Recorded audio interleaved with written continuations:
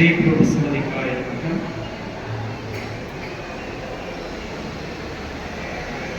ಪಣತೆ ಹಚ್ಚುತ್ತೇನೆ ನಾನು, ಕತ್ತಲೆಯನ್ನು ಗೆದ್ದು ನಿಲ್ಲುತ್ತೇನೆಂಬ ಚಿಂತಿನಿಂದಲ್ಲ. ಲೆಕ್ಕವೇ ಇರದ ಎಷ್ಟೋ ದೀಪಾವಳಿಯ ಹಡಗುಗಳು ಇಲ್ಲಿ ಕರಗಿ ಮುಳುಗಿರುವಾಗ ನಾನಚ್ಚುವ ಪಣತೆ ಶಾಶ್ವತವೆಂಬ ಭ್ರಾಂತಿ ನಮಗಿಲ್ಲ. ಇರುವಷ್ಟು ಹೊತ್ತು ನಿಮ್ಮ ಮುಖ ನಾವು, ನಮ್ಮ ಮುಖ ನೀವು ನೋಡುವ ಒಂದೇ ಒಂದು ಆಸೆಯಿಂದ ಈ ಪಣತೆ ಹಚ್ಚಿದ್ದೇವೆ. ಈ ಪಣತೆ ಹಾರಿದ ಮೇಲೆ ನೀವು ಯಾರು ಮತ್ತೆ ನಾವು ಯಾರು ಎಂಬ GS ಶಿವರುದ್ರಪ್ಪನವರ ವಾಣಿಯಂತೆ ಕಾಡುಗೊಲ್ಲ ಯುವಸೇನೆ ಪಾವುಗಡ ಸಂಘದ ಉದ್ಘಾಟನೆ ಮತ್ತು SSLC ವಿದ್ಯಾರ್ಥಿಗಳು ಮತ್ತು PUC ವಿದ್ಯಾರ್ಥಿಗಳ 70 ಮತ್ತು 80ಕ್ಕೂ ಹೆಚ್ಚು ಪರ್ಸೆಂಟೇಜ್ ಅನ್ನು ತೆಗೆದುಕೊಂಡ ವಿದ್ಯಾರ್ಥಿಗಳಿಗೆ ಮತ್ತು ವಿದ್ಯಾರ್ಥಿನಿಯರಿಗೆ ಪ್ರತಿಭಾ ಪುರಸ್ಕಾರದ ವಿಶೇಷ ಕಾರ್ಯಕ್ರಮ ಇದಾಗಿರುವಂಥದ್ದು. ಈ ಕಾರ್ಯಕ್ರಮದ ವಿಶೇಷ ಆಹ್ವಾನಿತರಾಗಿ ಈ ಕಾರ್ಯಕ್ರಮದಲ್ಲಿ ಸಮಾಜದವರೇ ಆಗಿರುವಂತಹ ನಮ್ಮೆಲ್ಲರಿಗೂ ಸ್ಫೂರ್ತಿ ಎರಡನೆಯ ಪ್ರತಿಭಾ ಪುರಸ್ಕಾರಕ್ಕೆ ಬಂದಿರುವಂಥದ್ದು. ಸಿಲ್ಲೆ ಹೊಡೆಯೋದು, ಕೋಲಾಟ ಮಾಡುವಾಗ, ಜಾನಪದ ಗೀತೆಗಳನ್ನು ಹೇಳುವಾಗ ಶಿಲ್ಲೆ ಹಾಕಿ ಅದು ಸಂಸ್ಕೃತಿ ಅಂತಾರೆ. ಮುಂದಿನ ವರ್ಷಕ್ಕೆ ನೀವು 250 ಜನ ಆಗ್ಬೇಕು. ಏನೇಳಿ, ಈಗ 51 ಜನನ 53 ಜನನ 52 ಜನ ಇದ್ದೀರಿ. ಮುಂದಿನ ವರ್ಷಕ್ಕೆ ಎಷ್ಟಾಗಬೇಕು? 250 ಜನಗಳು ಆಗ್ಬೇಕು. ಅದಕ್ಕಿಂತ ಜಾಸ್ತಿ ಆದ್ರೂ ಇನ್ನೂ ಸಂತೋಷ. ಆದ್ರೆ ಮುಂದಿನ ವರ್ಷ ಈ ಪರ್ಸೆಂಟೇಜ್ ಅನ್ನ 60ಕ್ಕೆ ಇಳಿಸಲಾಗುವುದು. ಹೌದಲ್ರಿ? ಯಾಕೆ ಅಂದ್ರೆ ಸ್ವಾತಂತ್ರ್ಯ ಬರೋದಕ್ಕಿಂತ ಮೊದಲು ನಮ್ಮ ಶಿಕ್ಷಣ 1.0, ಸ್ವಾತಂತ್ರ್ಯ ಬಂದು ಇಲ್ಲಿವರೆಗೂ 79 ವರ್ಷಕ್ಕೆ 5.0 ಇದೆ. ಹಾಗಾದ್ರೆ ನಾವು ನಿಮಗೆ ಎಷ್ಟಕ್ಕೆ ಇಡಬೇಕಪ್ಪ ಅಂತಂದ್ರೆ 60% ಇಡಬೇಕಾಗಿರುವಂತ ಈ ಕೆಲಸಕ್ಕೆ ಎಲ್ಲರೂ ಸಹಕಾರವನ್ನ ಕೊಡ್ತಾರೆ. ನೆಕ್ಸ್ಟ್ ಅದು 250 ವಿದ್ಯಾರ್ಥಿಗಳನ್ನ ಕ್ರಾಸ್ ಮಾಡುವಂತಾಗಬೇಕು. PUC ವಿದ್ಯಾರ್ಥಿಗಳು ಎಷ್ಟು ಜನ ಇದ್ದೀರಾ? ಟೋಟಲ್ ಎಷ್ಟು? PUC ಅವರು 42 ಜನ ಇದ್ದೀರಿ. ನಿಮ್ದು ಸಹ 250 ದಾಟಬೇಕು ಅನ್ನುವಂತ, ನಿಮ್ದು ಸಹ 250 ದಾಟಬೇಕು. ನೆಕ್ಸ್ಟ್ ಇಲ್ಲಿ ಕಾರ್ಯಕ್ರಮ ಮಾಡಬೇಕಾದ್ರೆ ವಿದ್ಯಾರ್ಥಿಗಳೇ 500ರಿಂದ 600 ವಿದ್ಯಾರ್ಥಿಗಳೇ ಇರಬೇಕು ಅನ್ನುವಂಥದ್ದು. ಅದಕ್ಕೆ ಏನ್ ಬೇಕೋ ಆ ಶಕ್ತಿಯನ್ನ ನಾವು ತುಂಬೋಣ ಅನ್ನುವಂಥದ್ದು.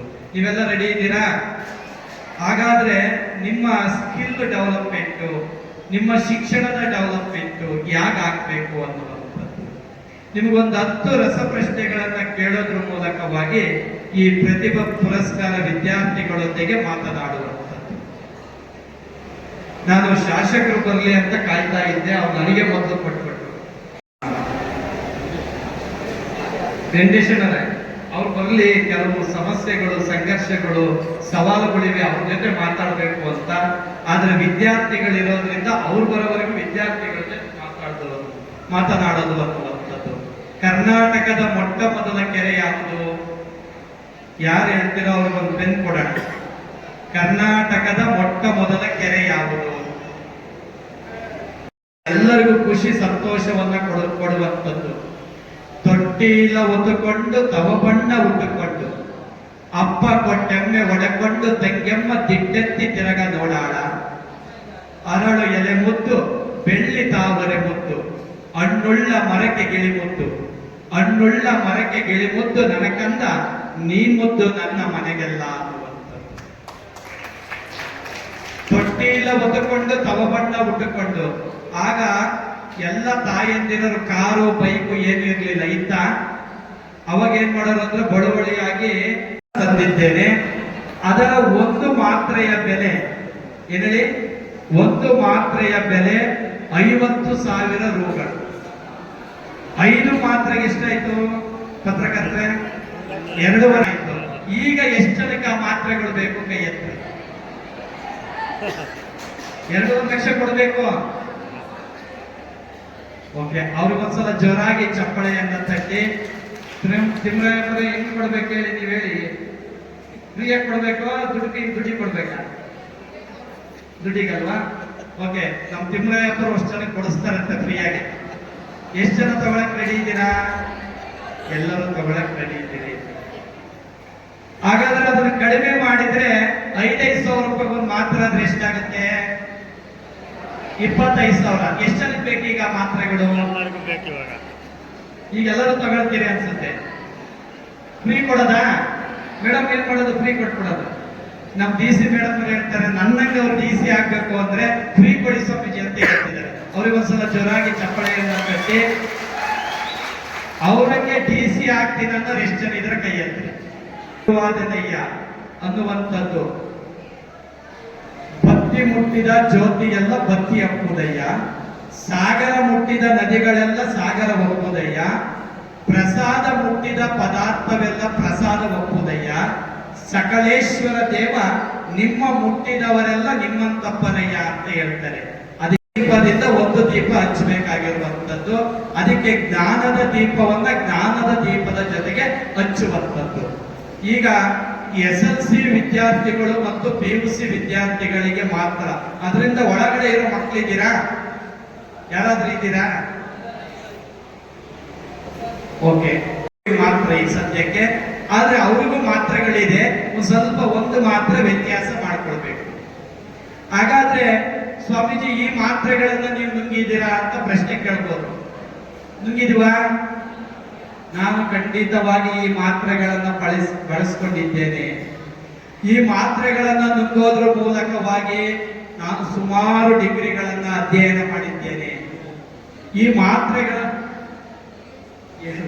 ಓಕೆ ಮೇಡಮ್, ನಾವು ಏನ್ ಓದಿದಂತ ಹೇಳಿ ಸ್ವಾಮೀಜಿ ಅಂತ ಹೇಳ್ತಿದ್ದಾರೆ.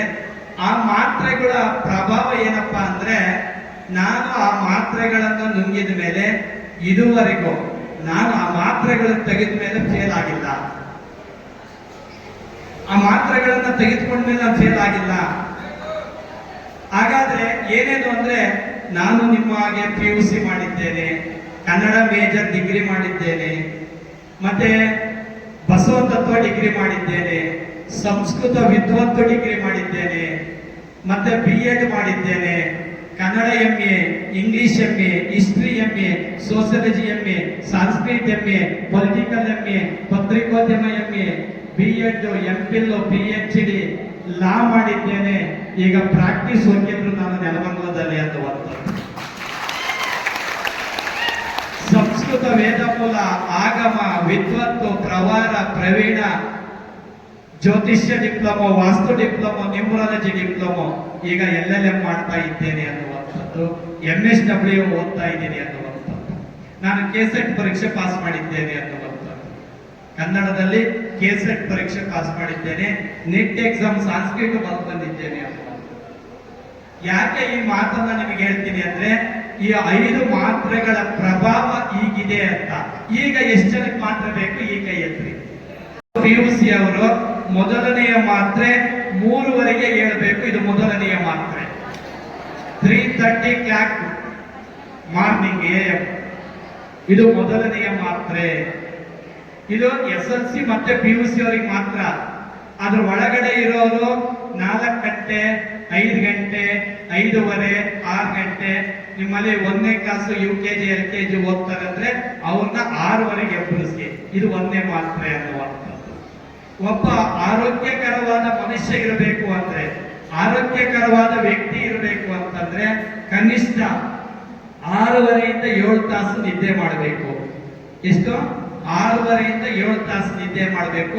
ಅದ್ರ ಮೇಲೆ ನಿದ್ದೆ ಮಾಡಬಾರ್ದು ಅನ್ನುವಂಥದ್ದು.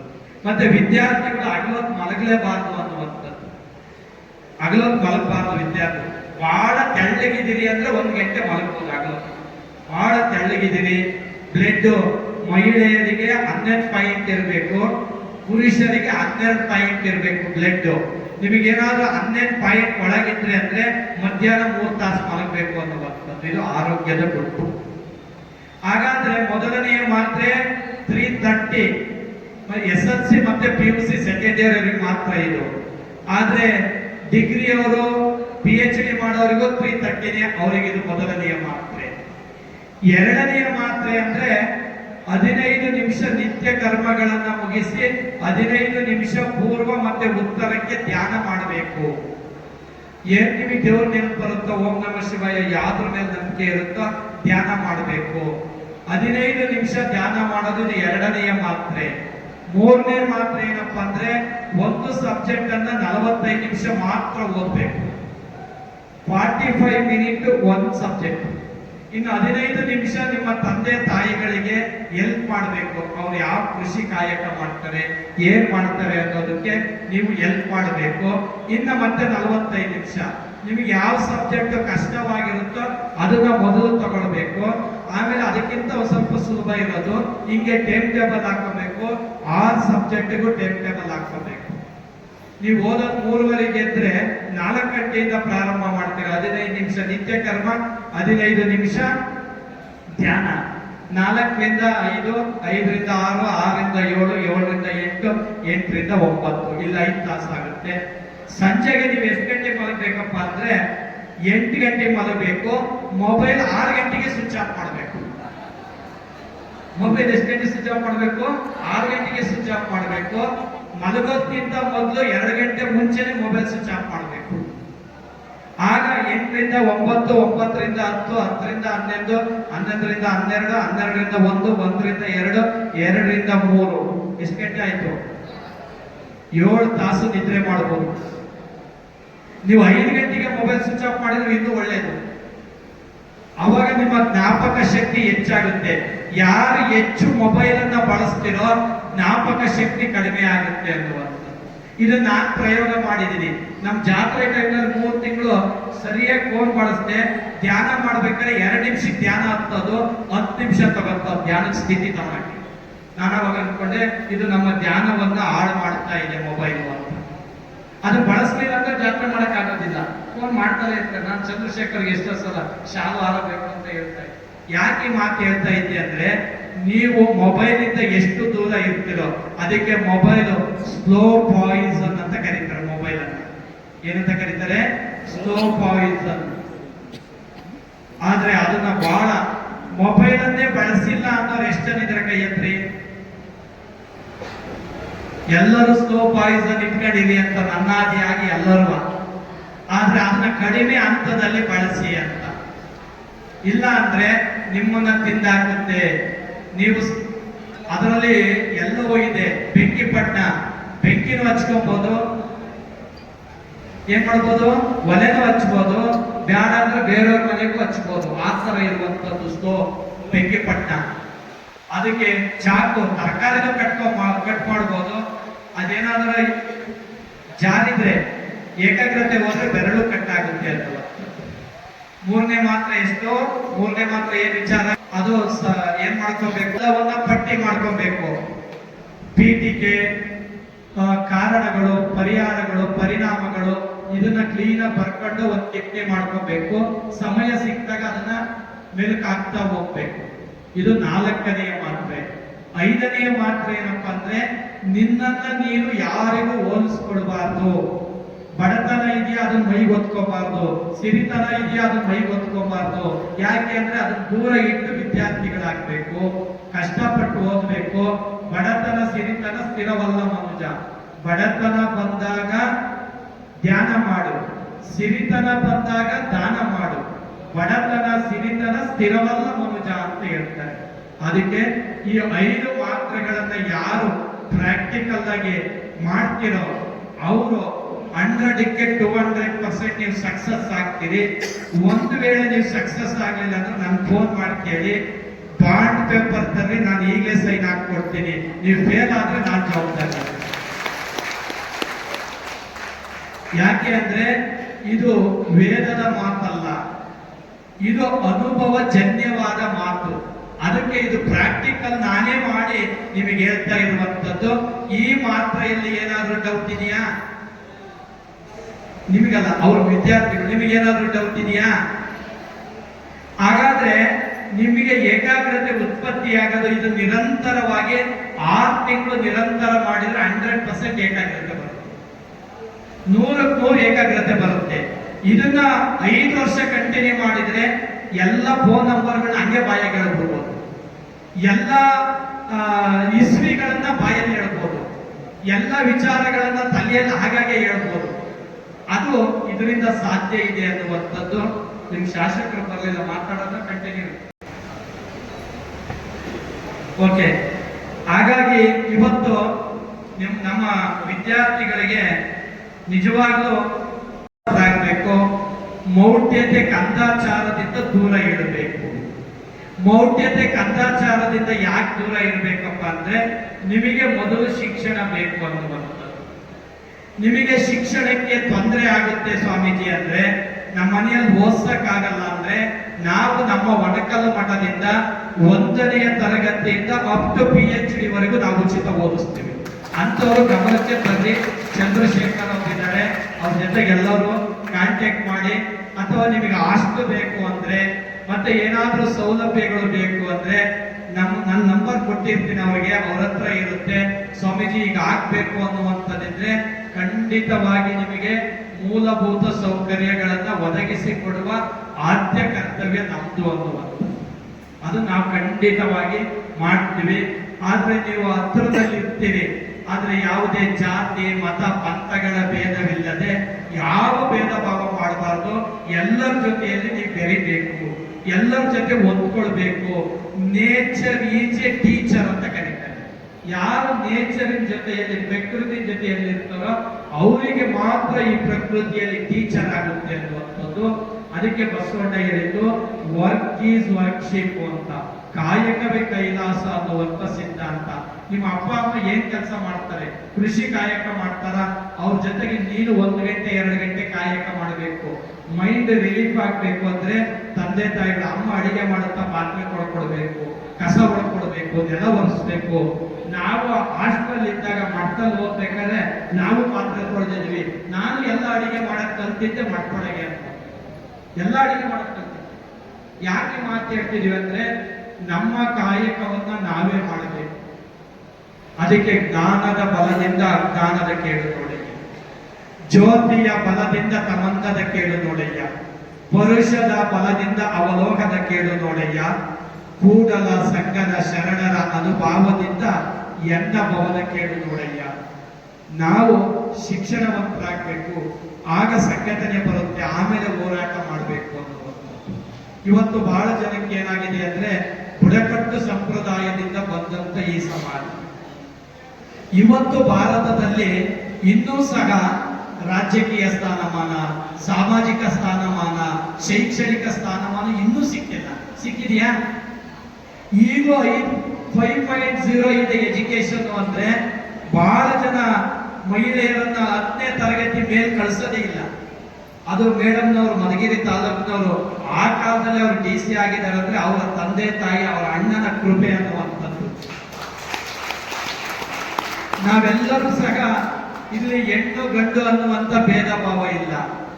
ನೀವೇ ಚೆನ್ನಾಗಿ ಓದ್ಬೇಕು, ಶಿಕ್ಷಣಕ್ಕೆ ಹೆಚ್ಚು ಆದ್ಯತೆ ಕೊಡಬೇಕು. ಅಂಬೇಡ್ಕರ್ ಅವರು, ನಿಮಗೆ ಹೇಳ್ತೀನಿ, ಅವರೊಂದು ಮಾತು ಹೇಳ್ತಾರೆ, ಅವ್ರು ಓದ್ಬೇಕಾದ್ರೆ ಟಾಂಗದಲ್ಲಿ ಮುಟ್ಟಿಸ್ಕೊಂತ ಇಲ್ಲ.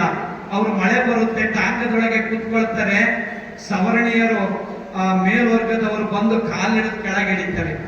ಅವತ್ತು ಅಂಬೇಡ್ಕರ್ ಹೇಳ್ತಾರೆ, ಈ ಸಮಾಜದೊಳಗಡೆ ನನ್ನನ್ನ ಟಾಂಗ ಮುಟ್ಟಿ ಕಾಲಿಡಿದು ಎಳೆದಿರಾ, ಈ ಸಮಾಜ, ನನ್ನ ಸಮಾಜವನ್ನ ಟಾಂಗ್ನಲ್ಲಿ ಕೂರ್ಸಕ್ಕೆ ನಾನು ಒಂದು ಹೊಸ ಇತಿಹಾಸ ಬರೀತೀನಿ ಅಂತ ಅವತ್ತು ಶಪಥ ಮಾಡ್ತಾರೆ ಅಂಬೇಡ್ಕರ್.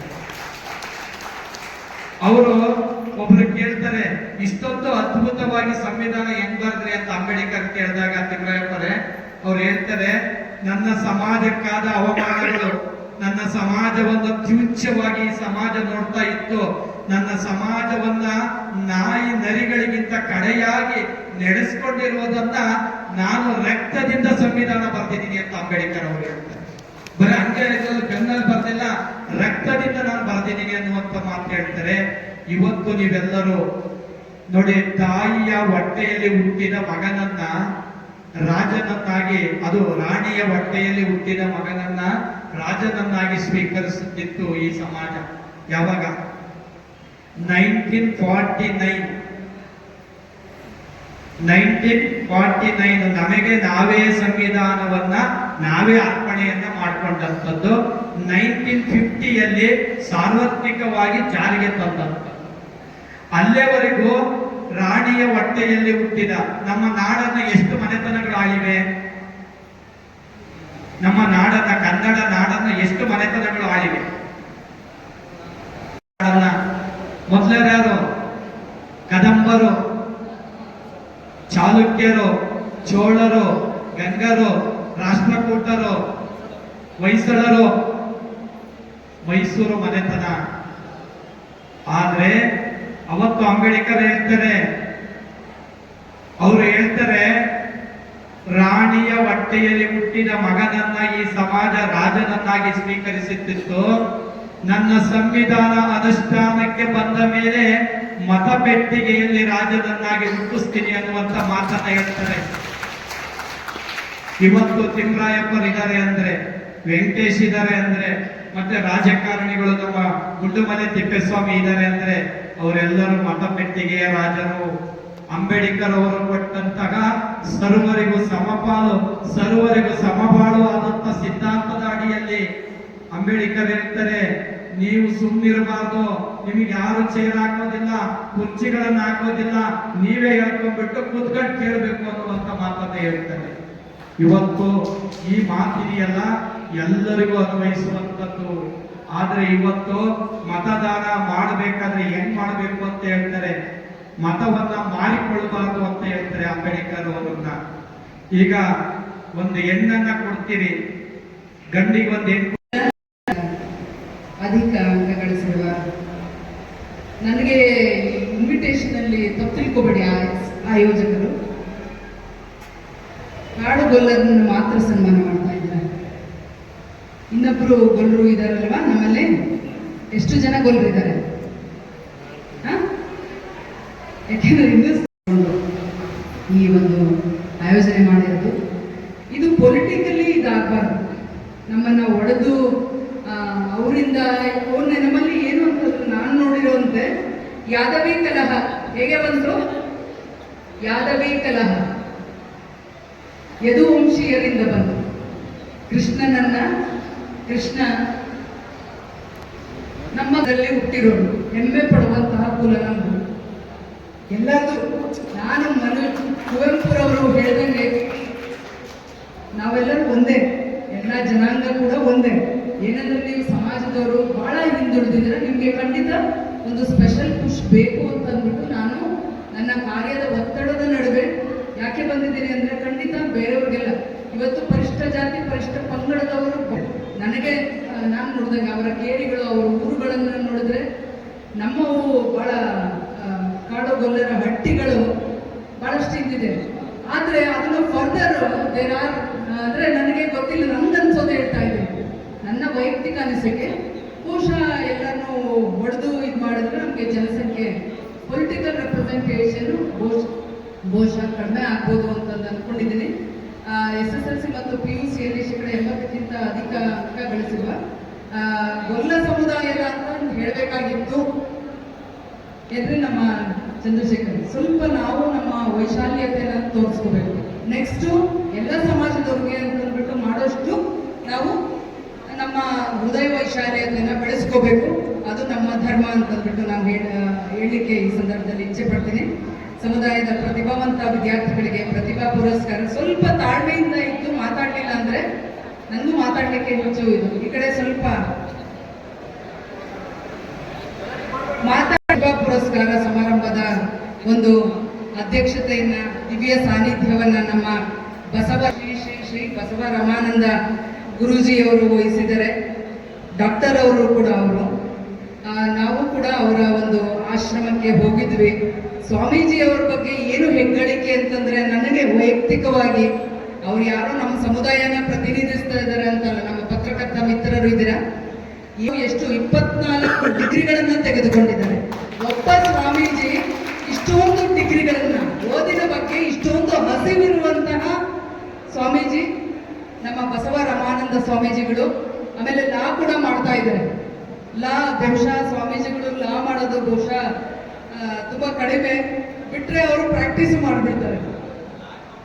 ಲಾ ಕಂಪ್ಲೀಟು ಆಗಿದೆ, ಬಿಟ್ರೆ ಪ್ರಾಕ್ಟೀಸು ಮಾಡ್ತಾರೆ. ಏನಂದ್ರೆ ಸ್ವಾಮೀಜಿ ಕಾವಿ ಓದಿದ್ದೀನಿ ಅಂತ ಕರಿಕೋಟ್ ಹಾಕಲ್ಲ ಅನ್ಸುತ್ತೆ, ಗೊತ್ತಿಲ್ಲ ನನಗೆ.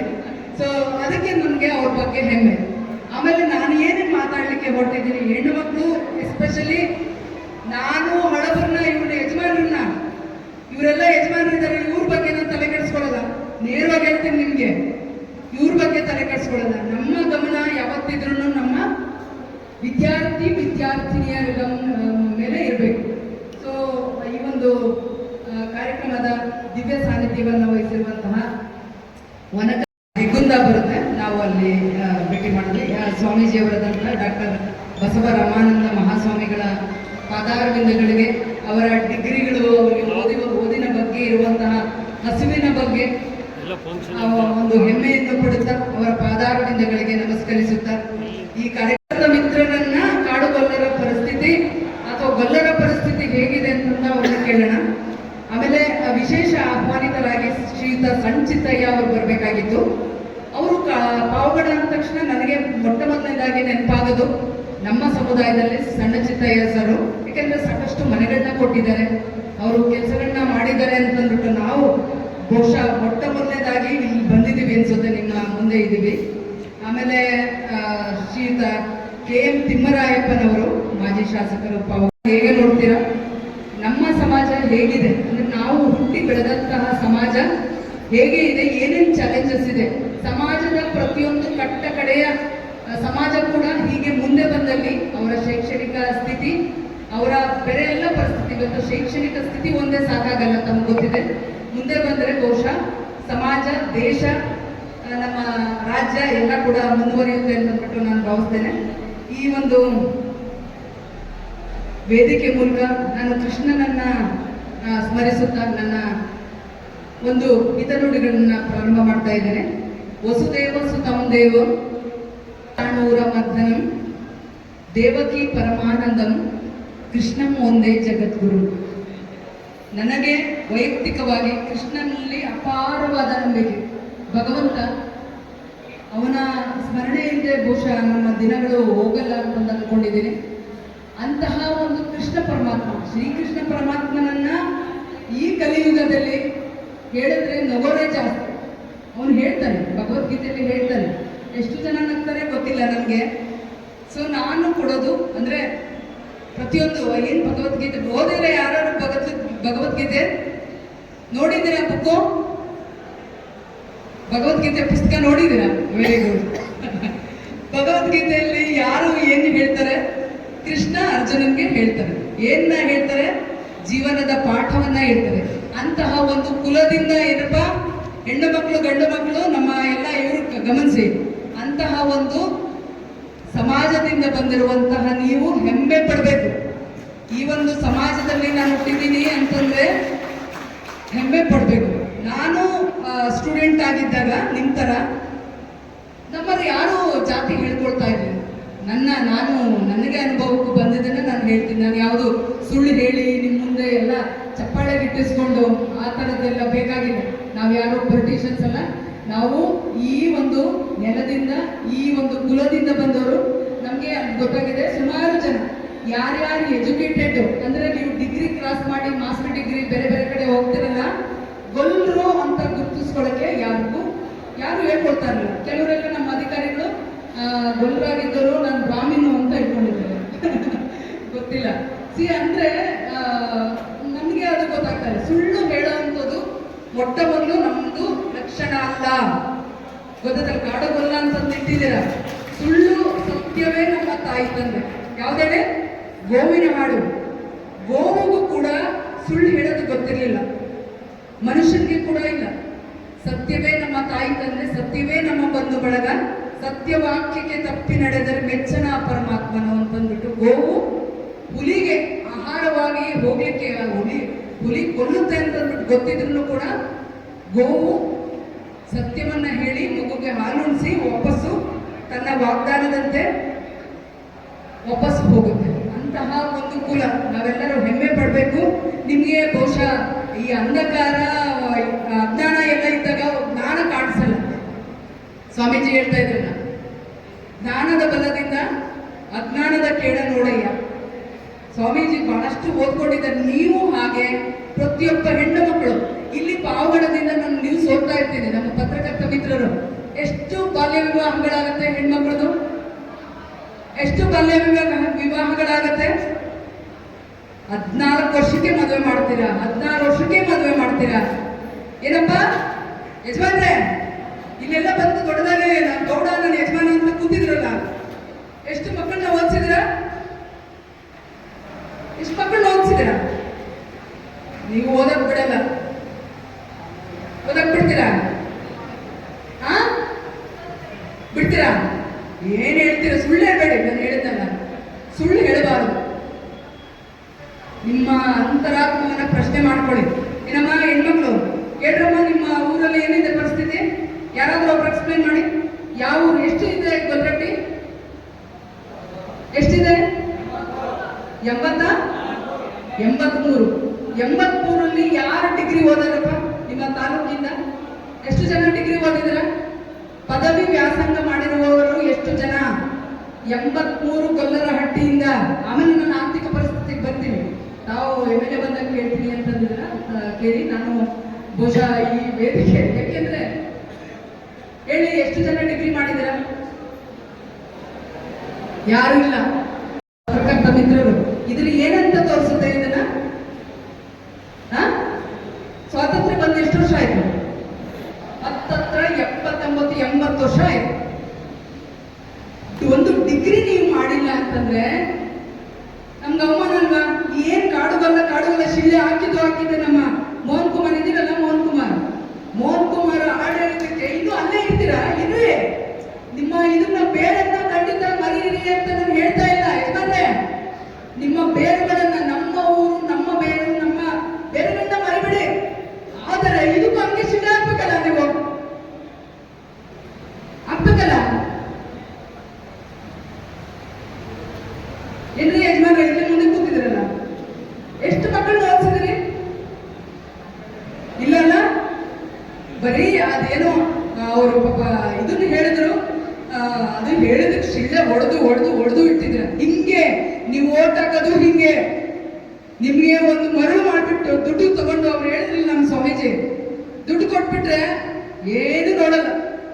ಹೇಳಿದ್ರಲ್ಲ ಸ್ವಾಮೀಜಿ, ಏನ್ ಪ್ರಶ್ನೆ ಕೇಳಿದ್ರು? ಶೌಚಾಲಯಗಳಿದೆಯಾ? ಬಹಿರ್ದೇಶಕ್ಕೆ ಎಲ್ಲರೂ ಹೋಗ್ತಾ ಇದ್ದೀರಲ್ಲ, ಎಲ್ಲಿ ಹೋಗ್ತಾ ಇದ್ದೀರ? ಹೇಳಮ್ಮ ತಾಯಿ, ಹಿಂಗಂದ್ರೆ ಒಬ್ಬರಿಗೆ ಮೈ ಕೊಡ್ರಿ. ಅಲ್ಲಿ ಹೊರಕ್ಕೆ ಅಂದ್ರೆ ಎಲ್ಲಿ? ಬೆಲಿ ಕೂಡ ಇಲ್ಲ ನಿಮ್ಮ ಪಾವಗಡದಲ್ಲಿ, ಅಷ್ಟು ನಿಮ್ಮ ಬೈಲಿದೆ. ಕೇಳಿಲ್ವಾ ನೀವು? ನನಗೆ ಶೌಚಾಲಯ ಬೇಕು ಅಂತ ಹೆಣ್ಮಕ್ಳು ಕೇಳಿಲ್ವಾ ನೀವು? ಮಾತಾಡ್ರಿ ಯಾರಾದ್ರೂ. ಓಟ್ ಹಾಕ್ಸ್ಕೊಂಡು ಸುಮಾರು 40-50 ದಶಕಗಳಿಂದ ನೀವು ಒಂದು ಸಣ್ಣ ಶೌಚಾಲಯ ಮಾಡ್ಕೊಂಡಿಲ್ವಲ್ಲ, ಇದಕ್ಕೆ ಏನ್ ಹೇಳೋದು? ಯೋಚನೆ ಮಾಡಿದ್ದೀರಮ್ಮ? ಇದು ಬರೀ ಪಾವಗಡದ ಗೊಲ್ಲರಟ್ಟಿಗಳ ಸ್ಥಿತಿ ಅಲ್ಲ. ಅಕ್ರಾಸ್ ಕರ್ನಾಟಕ, ಅಕ್ರಾಸ್ ಬಹುಶಃ India, I don't know India because in different state it calls, ಅಂದ್ರೆ ಬೇರೆ ಇದ್ರ ತರ ಇದೆ. ಒಂದು ಶೌಚಾಲಯ ಗೌರವವಾಗಿ ನೀವು ಬಹಿರ್ದೇಶಕ್ಕೆ ಹೋಗುವಂತ ಇದು ನೀವು ಮಾಡ್ಕೊಂಡಿಲ್ಲ ಅಂತಂದ್ರೆ ನಿಮ್ಮನ್ನ ನೀವು ಪ್ರಶ್ನೆ ಮಾಡ್ಕೋಬೇಕು. ನಾನು ಅಧಿಕಾರಿ ಆಗಿಲ್ಲ ಅಂದ್ರೆ ಬೇರೆ ತರ ಮಾತಾಡ್ತಾ ಇದ್ದೆ, ಇದೇ ರೋಷ, ಇದೇ ಆವೇಶ ಇನ್ನೂ ಬೇರೆ ತರ ಇರ್ತಿತ್ತು. ಆಗುತ್ತೆ, ಅದು ಗೊತ್ತಿಲ್ಲ ನಮ್ಗೆ. ಯಾಕೆ ಗೊತ್ತಾ? ಒಬ್ಬ ಮನುಷ್ಯ ಎಷ್ಟು ದಿನಗಳಿಂದ ತಡ್ಕೊಂಡಿರ್ತಾನೆ. ಅವನಿಗೆ ಅರಿವು ಅಂತ ಬಂದ್ರೆ, ನಿಮ್ಗೆ ಯಾಕೆ ಎಜುಕೇಶನ್ ಕೊಟ್ಟಿಲ್ಲ, ನಿಮ್ಗೆ ಯಾಕೆ ಹಾಸ್ಟೆಲ್ ಸೀಟ್ ಕೊಟ್ಟಿಲ್ಲ ಅಂತಂದ್ರೆ ನೀವು ಗೊತ್ತಾದ್ರೆ ಕೇಳ್ತೀರಾ ಅಂತ. ನಿಮ್ಗೆಲ್ಲರಿಗೂ ಗೊತ್ತಾದ್ರೆ ಇವೆಲ್ಲ ನಿಮ್ ರೈಟ್ಸ್ ಕೇಳ್ತೀರಾ ಅಂತ ಅಂದ್ಬಿಟ್ಟು. ಪರಿಶಿಷ್ಟ ಜಾತಿ, ಪರಿಶಿಷ್ಟ ಪಂಗಡದವರು ಬಹಳಷ್ಟು ಚೆನ್ನಾಗಿದ್ದಾರೆ ಎಲ್ಲರೂ. ಶೌಚಾಲಯಗಳಿದೆ, ಒಳ್ಳೆ ರಸ್ತೆಗಳಿದೆ, ಅವ್ರ ಗ್ರಾಮದಲ್ಲಿ ಬಹಳ ನೈರ್ಮಲ್ಯತೆ ಇದೆ. ನಮ್ಗೆ ಏನ್ ಬೇಕಾಗಿಲ್ಲ, ನಾವು ಕಾಡುಗಳಲ್ಲ, ನಮ್ಗೇನು ಇದು ಬೇಕಾಗಿಲ್ಲ ಅಂತಂದ್ಬಿಟ್ಟು ನೀವು ಹೇಗಿರ್ತೀರೋ ಹಾಗೇ ಇದ್ದೀರಾ. ಸ್ವಾತಂತ್ರ್ಯ ಪೂರ್ವದಲ್ಲಿ ಹೇಗಿದ್ದೀರೋ ಇವಾಗಲೂ ಹಾಗೆ ಇದ್ದೀರಾ. ನೀವೇನೋ ಅನ್ಕೊಂಡಿದ್ದೀರಿ ನನಗೇನೋ ಆಗುತ್ತೆ, ಏನೋ ಏನಮ್ಮ ಹೆಣ್ಣುಮಕ್ಳು, ಪ್ರತಿಯೊಬ್ಬ ಹೆಣ್ಣು ಮಕ್ಕಳು ನೀವು ನೆನ್ಪಿಟ್ಕೊಳ್ಳಿ, ನೀವು ಓದ್ಲಿಲ್ಲ ಅಂದ್ರೆ ಯಾರು ಇಲ್ಲಿ ನಿಮ್ಮನ್ನ ಕೈ ಹಿಡಿದು ಬಾರಮಾನಿ ನಿಲ್ಲಿ ಅಂತಂದ್ಬಿಟ್ಟು ಹೇಳೋರಿಲ್ಲ. ನಾನು ಬರೋದಕ್ಕಿಂತ ಮುಂಚೆ ಇಲ್ಲೊಂದು ಯಾದವ ವಿದ್ಯಾರ್ಥಿ ನಿಲಯ ಅಂತಂದ್ಬಿಟ್ಟು ಹೋಗ್ ಬಂದೆ. ಯಾದವ ವಿದ್ಯಾರ್ಥಿ ನಿಲಯ, ಮಾನ್ಯ ಪತ್ರಕರ್ತರೆ, ತಾವು ಯಾವಾಗಾದ್ರೂ ಬೆಳಕನ್ನು ಚೆಲ್ಲಿದ್ರೆ ಯಾದವ ವಿದ್ಯಾರ್ಥಿ ನಿಲಯ ಅಂತಂದ್ಬಿಟ್ಟು ಇದೆ. ಸುಮಾರು ಒಂದು 50ಕ್ಕೂ ಹೆಚ್ಚು ಮಕ್ಕಳು ಅಲ್ಲಿ ಓದ್ತಾರೆ. ಏನ್ ಪರಿಸ್ಥಿತಿ, ಯಾರೋ ನಮ್ಮಂತವ್ರು ನಿಮ್ಮಂತವ್ರು ಯಾರೋ ಪಾಪ ಏನಾದ್ರೂ ಸಮಾಜಕ್ಕೆ ಮಾಡ್ಬೇಕು ಅಂತಂದ್ಬಿಟ್ಟು ಇದು ಮಾಡಿದ್ರು. ಅಲ್ಲಿ ಜಾಗ ಕೊಟ್ಟಿರೋರು ಯಾರು? ಅಂಜನ್ ಕುಮಾರ್ ಅಂತ. ಅವ್ರು ಯಾರಪ್ಪ? ಕಾಡ್ಕೊಂಡ್ರ ಹಿಂಗಂದ್ರೆ ಅಲ್ವಾ, ಊರುಗೊಲ್ಲರು ಇದು ಕೊಟ್ಟಿದ್ದಾರೆ. ನೀವು ಕಾಡಗೊಲ್ಲ ವಿದ್ಯಾರ್ಥಿಗಳು ಅಲ್ಲಿ ಓದ್ತಾ ಇದ್ದಾರಲ್ವಾ? ಮತ್ತೆ ಯಾಕೆ ಈ ಭೇದ ಭಾವ? ಇದು ವ್ಯವಸ್ಥಿತವಾದ ಸಂಚು ಪಿತೂರಿ.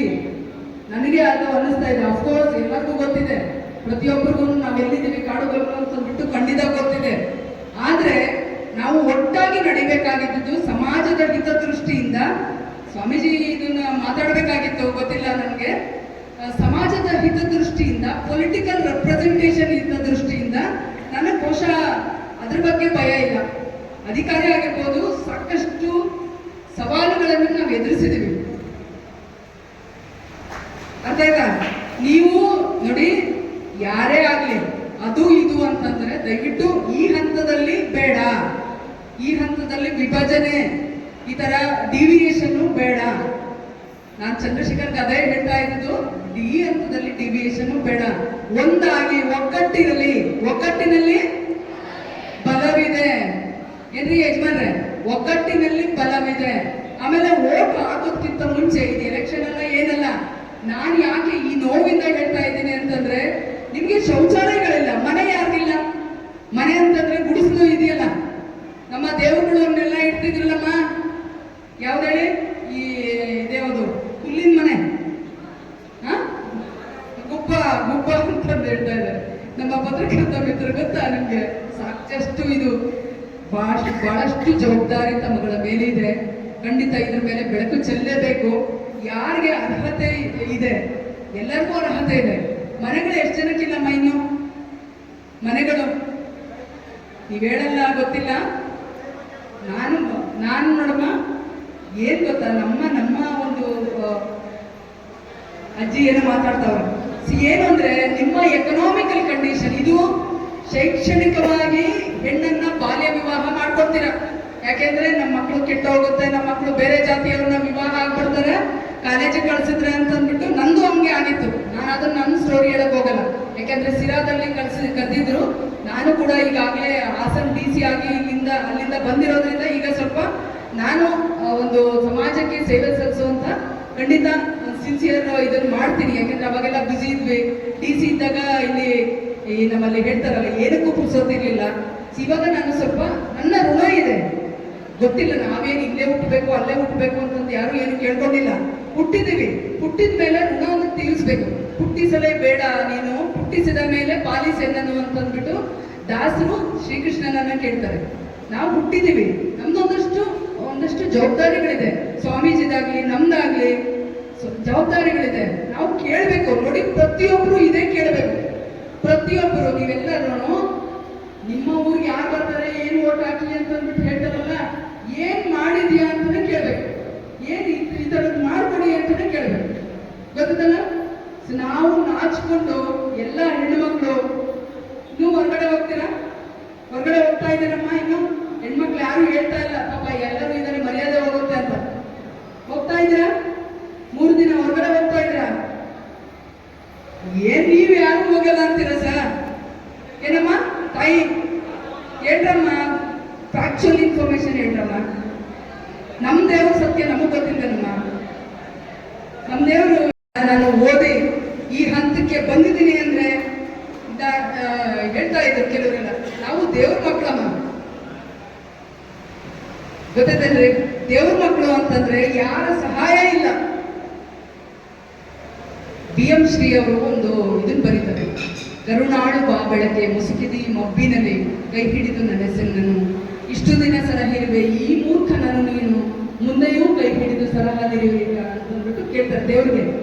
ಅಂದ್ರೆ ಇಷ್ಟು ದಿನ ಸಲಹಿದ್ದಾನೆ, ಈಗ ಮುಂದೆ ಸಲಹಕ್ಕಾಗಲ್ವಾ ದೇವ್ರಿಗೆ? ಖಂಡಿತ ಸಲಹುತ್ತಾನೆ. ಆದ್ರೆ ನಮ್ಮಲ್ಲಿ ಏನ್ ಬರ್ಬೇಕು, ನಮ್ಮ ರೈಟ್ಸ್ ಏನು, ನಾವು ಏನ್ ಮಾಡಿದ್ದೀವಿ ಅಂದ್ರೆ ನಮ್ಮನ್ನ ಇದರ ವೇದಿಕೆ ಮೇಲೆ ರಾಜಕಾರಣಿಗಳಿದ್ದಾರೆ, ಆದ್ರೆ ಅವ್ರಿಗೆ ಇದು ಮಾಡ್ಬೇಕು ಅಂತಲ್ಲ, ನಾವು ಕೇಳಬೇಕು ಅಂತ. ಯಾಕೆಂದ್ರೆ ಅಷ್ಟು ಆಕ್ರೋಶ, ಅಷ್ಟು ಅಸಮಾಧಾನ ನಮ್ಮ ದನಿಯಲ್ಲಿ ಕಾಣ್ತಾ ಇದೆ. ತಾವೆಲ್ಲರೂ ಅದ್ರ ಗ್ರಹಿಸ್ತೀರಾ ಅಂತ ಅಂದ್ಕೊಂಡಿದ್ದೀನಿ. ಯಾಕೆಂದ್ರೆ ಈ ಒಂದು ಜನಾಂಗಕ್ಕೆ, ಈ ಒಂದು ಬುಡಕಟ್ಟು ಸಂಸ್ಕೃತಿಯ ಒಂದು ಸಮಾಜಕ್ಕೆ ಹೆಚ್ಚಿನ ಕಾಳಜಿ ಅಗತ್ಯ ಇದೆ. ಬೇರೆ ಎಲ್ಲ ಜನಾಂಗಕ್ಕಿಂತ ಹೆಚ್ಚಿನ ಕಾಳಜಿ ಅಗತ್ಯ ಇದೆ. ಅದೇ ರೀತಿ ನಿಮ್ಮ ಜವಾಬ್ದಾರಿ ಏನು ಏನ್ರಿ ಯಜಮಾನ್ರೆ? ನಿಮ್ಮ ಜವಾಬ್ದಾರಿ ಏನು ಅಂತಂದ್ರೆ ನಿಮ್ಮ ಮಕ್ಕಳನ್ನು ವಿದ್ಯಾಭ್ಯಾಸ ಅಂದ್ರೆ ಓದಿಸ್ಬೇಕು, ಶಿಕ್ಷಣ ಕೊಡಬೇಕು. Doctor B.R. ಅಂಬೇಡ್ಕರ್ ಅವರು ಹೇಳಿದ್ದನ್ನ ಸ್ವಾಮೀಜಿ ಅವರು ಹೇಳಿದ್ರು. ಏನ್ ಹೇಳಿದ್ರು? ಶಿಕ್ಷಣ ಅನ್ನೋದು ಏನಿದೆ, ಹುಲಿಯ ಹಾಲಿದ್ದಂತೆ. ಹುಲಿಯ ಹಾಲು, ಹುಲಿ ನೋಡಿದ್ರೇನೆ ನಾವು ಮೈ ದೂರ, ಅದು ಒಂದು ಕೂಗಿದ್ರೇನೆ ಯಾರು ಅಲ್ಲಿರಲ್ಲ.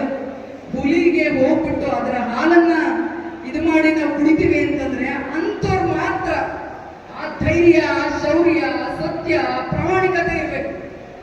ಸತ್ಯ, ಪ್ರಾಮಾಣಿಕತೆ. ನೀವು ಯಾರೋ ನಮ್ಮಲ್ಲಿ ಏನಾಗುತ್ತೆ ಅಂತಂದ್ರೆ ಯಾರೋ ಒಂದೆರಡು ಕಾಸು ಕೊಡ್ತಾರೆ, ಅವ್ರು ಹಿಂದೋಡಾಡ್ತೀರ. ನಾನು ಹೇಳ್ತಿದ್ದೀನಿ, ತಪ್ಪಲ್ಲ ಇದು, ನಿಜ ಹೇಳ್ತಾ ಇರೋದು ನಾನು. 2-3 ಕಾಸು ಎಂಥದ್ದು ನಮ್ಮಲ್ಲಿ ಬೇರೆ ಬೇರೆ ಇದೆ, ಅದು ವೇದಿಕೆ ಎಲ್ಲ ಕೆಟ್ಟ ಮಾತುಗಳನ್ನ ನಾನು ಆಡಬಾರ್ದು. ಸೊ ಹಿಂದೆ ಮುಂದೆ ಓಡಾಡಿ ನೀವುಗಳು ನಿಮ್ಮ ಸ್ವಾರ್ಥವನ್ನ ಸಾಧಿಸಲಿಕ್ಕೆ ಪ್ರಯತ್ನ ಪಡ್ತೀರ ಹೊರತು ಜನಾಂಗದ ಹಿತದೃಷ್ಟಿಯಿಂದ, ಹೆಣ್ಣು ಮಕ್ಕಳ ಹಿತದೃಷ್ಟಿಯಿಂದ ಯಾರನ್ನು ಕೂಡ ನೀವು ಚಿಂತನೆ ಮಾಡೋಲ್ಲ, ಮಾಡ್ತಾ ಇಲ್ಲ. ಅದಕ್ಕೆ ಯಾಕೆ ಬೇರೆ ಎಲ್ಲ ಜನಾಂಗಗಳು ಮುಂದೆ ಬಂದ್ರಪ್ಪ, ಇವ್ರು ಯಾಕೆ ಅಲ್ಲೇ ಇದ್ದಾರೆ ಅಂದ್ರೆ ಯಾರ್ದು ಅಲ್ಲ ತಪ್ಪು, ಇವ್ರದೇ ತಪ್ಪು, ನಿಮ್ದೇ ತಪ್ಪು, ನಿಮ್ಗಳದೇ ತಪ್ಪು. ಏನಾದ್ರೂ ಸ್ವಲ್ಪ ರೆಕ್ಕೆ ಪುಕ್ಕ ಬಂದ ತಕ್ಷಣ ಎಲ್ಲ ಭೇದ ಭಾವ, ಇವನವನು, ಅವನಿವನು, ಇವನವನು. ನಿಮಗೆ ಬೇಕಲ್ಲ ಪೊಲಿಟಿಕಲ್ ರೆಪ್ರೆಸೆಂಟೇಷನ್. ನೀವೇನೋ ಒಂದು ಯಾವುದೋ ಮೆಂಬರ್ ಆಗಬೇಕು, ಏನೋ ಆಗ್ಬೇಕು, ಅವ್ರ ಕಡೆಯಿಂದ ನಾಲ್ಕು ಸಹಾಯ ಪಡಿಬೇಕು, ಇದೇ ಇರುತ್ತೆ ಸ್ವಾರ್ಥ. ಕಂಪ್ಲೀಟ್ ಸಂಪೂರ್ಣವಾಗಿ ಸ್ವಾರ್ಥದಿಂದ ನೀವು ನಡೀತಾ ಇದ್ದೀರಾ. ಅದನ್ನ ಬಿಡಿ. ಯಾರೋ ನಮ್ಮ ಇವರು ಮಾಡ್ತಾ ಇದ್ದಾರೆ, ಅವ್ರಿಗೆ ಸಹಕಾರ ಮಾಡೋಣ ಅನ್ನೋ ಒಂದು ಬುದ್ಧಿಯನ್ನ ಬೆಳೆಸ್ಕೊಳ್ಳಿ. ಆಮೇಲೆ ನೀವು ಹೆಣ್ಮಕ್ಳು ಯಾರ್ಯಾರು ತಂದೆ ತಾಯಿಗಳು ಬಂದಿದ್ದೀರಾ, ಹೆಣ್ಣು ಮಕ್ಕಳನ್ನು ಓದಿಸಿ. ಮುಖ್ಯವಾಗಿ ಗಂಡು ಮಕ್ಕಳನ್ನು ಓದಿಸಿ. ಆದ್ರೆ ಹೆಣ್ಣು ಮಕ್ಕಳನ್ನ ಓದಿಸಿದ್ರೆ ಆ ಸಮಾಜದಲ್ಲಿ, ಈಗ ನನಗೆ ಹೇಳ್ಬೇಕಾ, ತುಂಬಾ ಲೆಂತಿ ಆಗುತ್ತೆ, ಬೇರೆಯವ್ರಿಗೆ ಯಾರಿಗೂ ಮಾತಾಡ್ಲಿಕ್ಕೆ ಅವಕಾಶ ಕೊಡೋಕ್ಕಾಗಲ್ಲ. SSLCಗೆ ನನ್ನ ಎಜುಕೇಶನ್ ಕೂಡ ಇಂಥ ನಮ್ಮ ಯಜಮಾನ್ರು ಇದಲ್ಲ, ಯಜಮಾನ್ರು ಬೆಟ್ಟ, ಯಜಮಾನ್ರೆ, ನನ್ನ ಮಗಳನ್ನ ಕಳ್ಸಿದ್ರೆ ನಂದು SSLCಯಲ್ಲಿ ಶ್ರೀರಂಗನಾಥ ಪ್ರೌಢಶಾಲೆ ಅಂತಂದ್ಬಿಟ್ಟು ಮೊನ್ನೆ ಗುರುವಂದನೆ ಎಲ್ಲ ಮಾಡಿದ್ರು. ಸಿದ್ಧಗಂಗೆ ಸ್ವಾಮೀಜಿಗಳೆಲ್ಲ ಬಂದಿದ್ರು. ನಮ್ಮ ಸ್ವಾಮೀಜಿಗಳು ಬಹಳಷ್ಟು ಅರಸಿದ್ರು ನಮಗೆ. ಬಹಳ ಸ್ವಾಮೀಜಿಗಳು ಬಂದಿದ್ರು, ಸಿದ್ಧಲಿಂಗ ಮಹಾಸ್ವಾಮಿಗಳು ಬಂದಿದ್ರು. ಗುರುವಂದನೆ ಎಲ್ಲ ಮಾಡಿದ್ವಿ. ಆ ಸಂದರ್ಭದಲ್ಲಿ ಅಂದ್ರೆ ನನ್ನ ತಂದೆ ತಾಯಿಗಳಿಗೆ ನಿಜವಾಗೂ ನಾನು ಆಭಾರಿಯಾಗಿದ್ದೀನಿ. ನಾವೆಲ್ಲ ಕೇಳ್ತೀವಲ್ಲ, ಯಾರು ನಿಮ್ಮ ಲೈಫ್ ಹೀರೋಯಿನ್ ಅಂದ್ರೆ ನಮ್ಮ ತಂದೆ ತಾಯಿಗಳೇ. ಫಸ್ಟ್ ಮೊದಲನೇದಾಗಿ ನಮ್ಮ ತಂದೆ ತಾಯಿಗಳು ನಮ್ಮ ಮೇಲೆ ಇಟ್ಟಂತಹ ವಿಶ್ವಾಸವನ್ನ, ಯಾಕೆಂದ್ರೆ ನಿಮ್ಮ ಬಾವಿ ಅಂತಂದ್ರೆ ಬಾವಿಯ ಮೀನಿದ್ದಂಗೆ ಬಾವಿಯ ಕಪ್ಪೆ ಇದ್ದಂತೆ. ಅವ್ರಿಗೆ ಬಾವಿ ಬಿಟ್ಟು ಆಚೆ ಹೋಗ್ಲಿಕ್ಕೆ ಯಾರು ಬಿಡಲ್ಲ. ಅವ್ರು ಹೋಗ್ತೀನಿ ಅಂತಂದ್ರೂ ಯಾರು ಬಿಡಲ್ಲ. ಅಲ್ಲಂದ್ರೆ ಯಜಮಾನ್ರೆ, ಗೌಡ್ರು ಗೌಡ್ರು ಯಜಮಾನ್ರು ಅವರೆಲ್ಲ ಇರ್ತಿರಲ್ಲ, ನೀವು ಬಿಡೋದೇ ಇಲ್ಲ. ಅದೊಂಥರ ಸಂಕೋಲೆ. ದೇವರು ಅಂತಂದ್ರೆ ನನಗೆ ಈ ವಯಸ್ಸಿಗೆ ಚೆನ್ನಾಗಿ ಅರ್ಥ ಮಾಡ್ಕೊಂಡಿದ್ದೀನಿ. ದೇವರಿಲ್ಲದೆ ನನ್ನ ಯಾವುದೇ ಕೆಲಸಗಳು ನಡೆಯಲ್ಲ, ಅವನ ಕೃಪೆಯಿಂದ ಎಲ್ಲ ನಡೀತಾ ಇದೆ ಅಂತ ನನಗೆ ಗೊತ್ತಿದೆ. ಅಪಾರವಾದ ಭಕ್ತಿ ಜ್ಞಾನ ಖಂಡಿತ ನನಗಿದೆ ಈ ವಯಸ್ಸಿಗೆ. ಆದರೆ ನೀವೇನು ಕಂದಾಚಾರಗಳನ್ನ ಎಲ್ಲ ಹೇಳಿ ಹೆಣ್ಮಕ್ಳು ಹೋಗ್ಬಾರ್ದು, ಹೆಣ್ಮಕ್ಳು ಹಂಗಾಗ್ತಾರೆ, ಹೆಣ್ಮಕ್ಳು ಹಿಂಗಾಗ್ತಾರೆ, ನೀವು ಓದಿದ್ರೆ ಹಂಗೋಗ್ತೀರಾ. ಕೆಲವರೆಲ್ಲ ತಂತಿ ಇತ್ತಲ್ಲ, ಯಾವ್ದೇ ವಿದ್ಯುತ್ ಶಕ್ತಿ ಲೈನು, ಅದ್ರ ಕೆಳಗೆ ನಡೀತಾ ಇರಲಿಲ್ಲ. ನಾನು ನೋಡ್ದಂಗೆ, ನಾನು ಚಿಕ್ಕ ಮಗು ಇದ್ದಾಗ ವಿದ್ಯುತ್ ತಂತಿ ಕೆಳಗೆ ನಡೀತಾ ಇರಲಿಲ್ಲ ಅಲ್ವಾ ಮಹಾಂತುಮಾರ್? ಅಷ್ಟು ಕಂದಾಚಾರ. ಇವಾಗೆಲ್ಲ ನಡೀತಾರೆ, ಮೊಬೈಲ್ ಯೂಸ್ ಮಾಡ್ತಾ ಇರಲಿಲ್ಲ. ಅಯ್ಯೋ, ಮೊಬೈಲ್ ದೂರ ಆಯ್ತು. ಇಷ್ಟು ಅದಂದ್ರೆ ಯಾರೂ ಇಲ್ಲ. ಅಲಿಖಿತ ಸಂವಿಧಾನ ತರ, ಅಲಿಖಿತ ಸಂವಿಧಾನ, ಇವರೇ ರಾಜರು. ನಾನು ಅದನ್ನೇ ನಿಮ್ಗೆಲ್ಲ ಅಂದ್ರೆ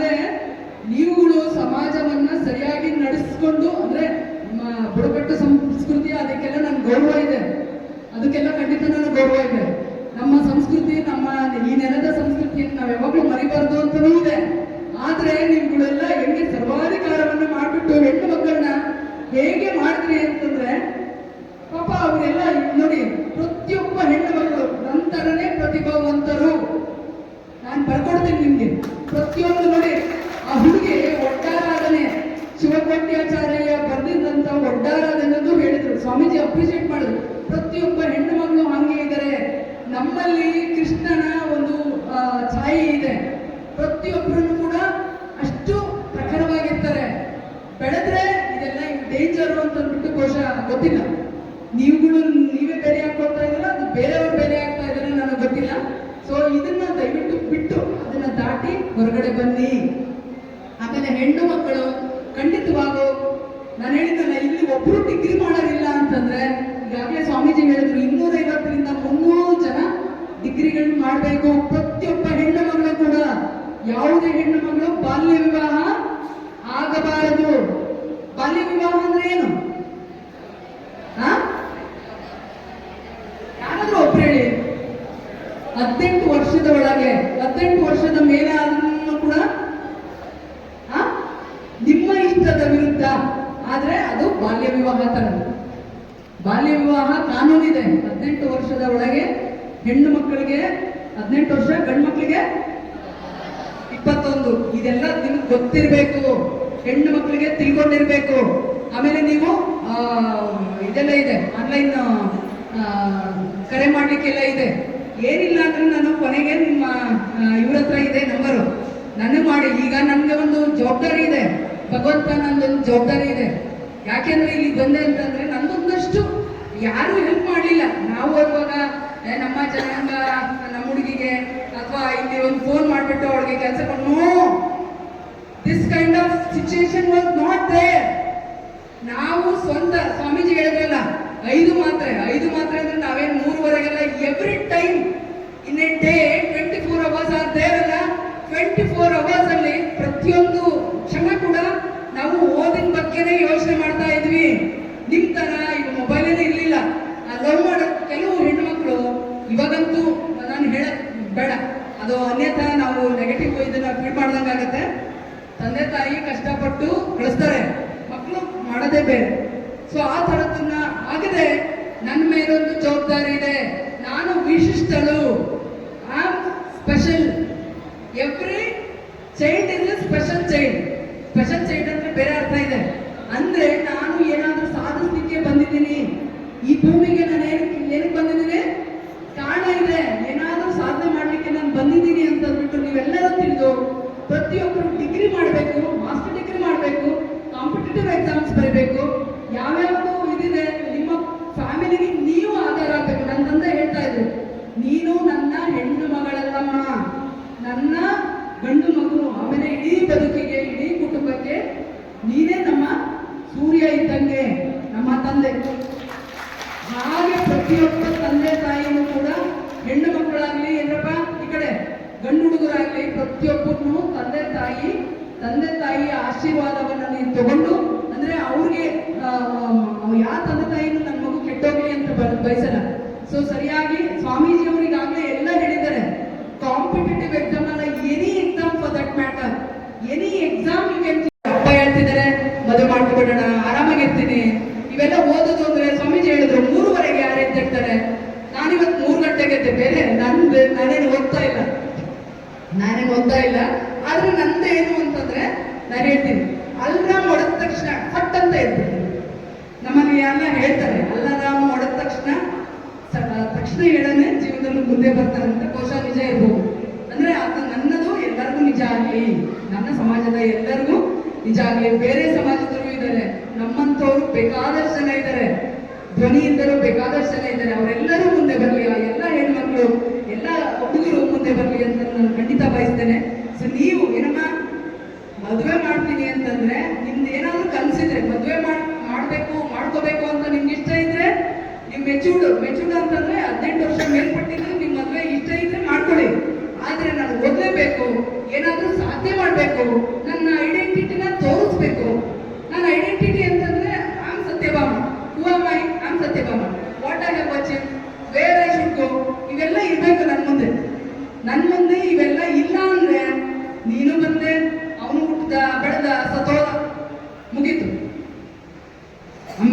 ಅವರಾಗ್ಲಿ, ವಿವೇಕಾನಂದ ಅವರಾಗ್ಲಿ, ವಿವೇಕಾನಂದ ಎಂತ ಸ್ಫೂರ್ತಿದಾಯಕವಾಗಿ ಅವರ ಬರಹಗಳಿದೆ.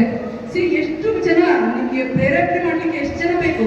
ಎಲ್ಲರೂ ಇದ್ದಾರೆ. ಆದ್ರೆ ಮಾಡುವಂತ ಛಲ ಯಾರು ಬೇಕು? ನಿಮ್ಗಳು ಬೇಕು.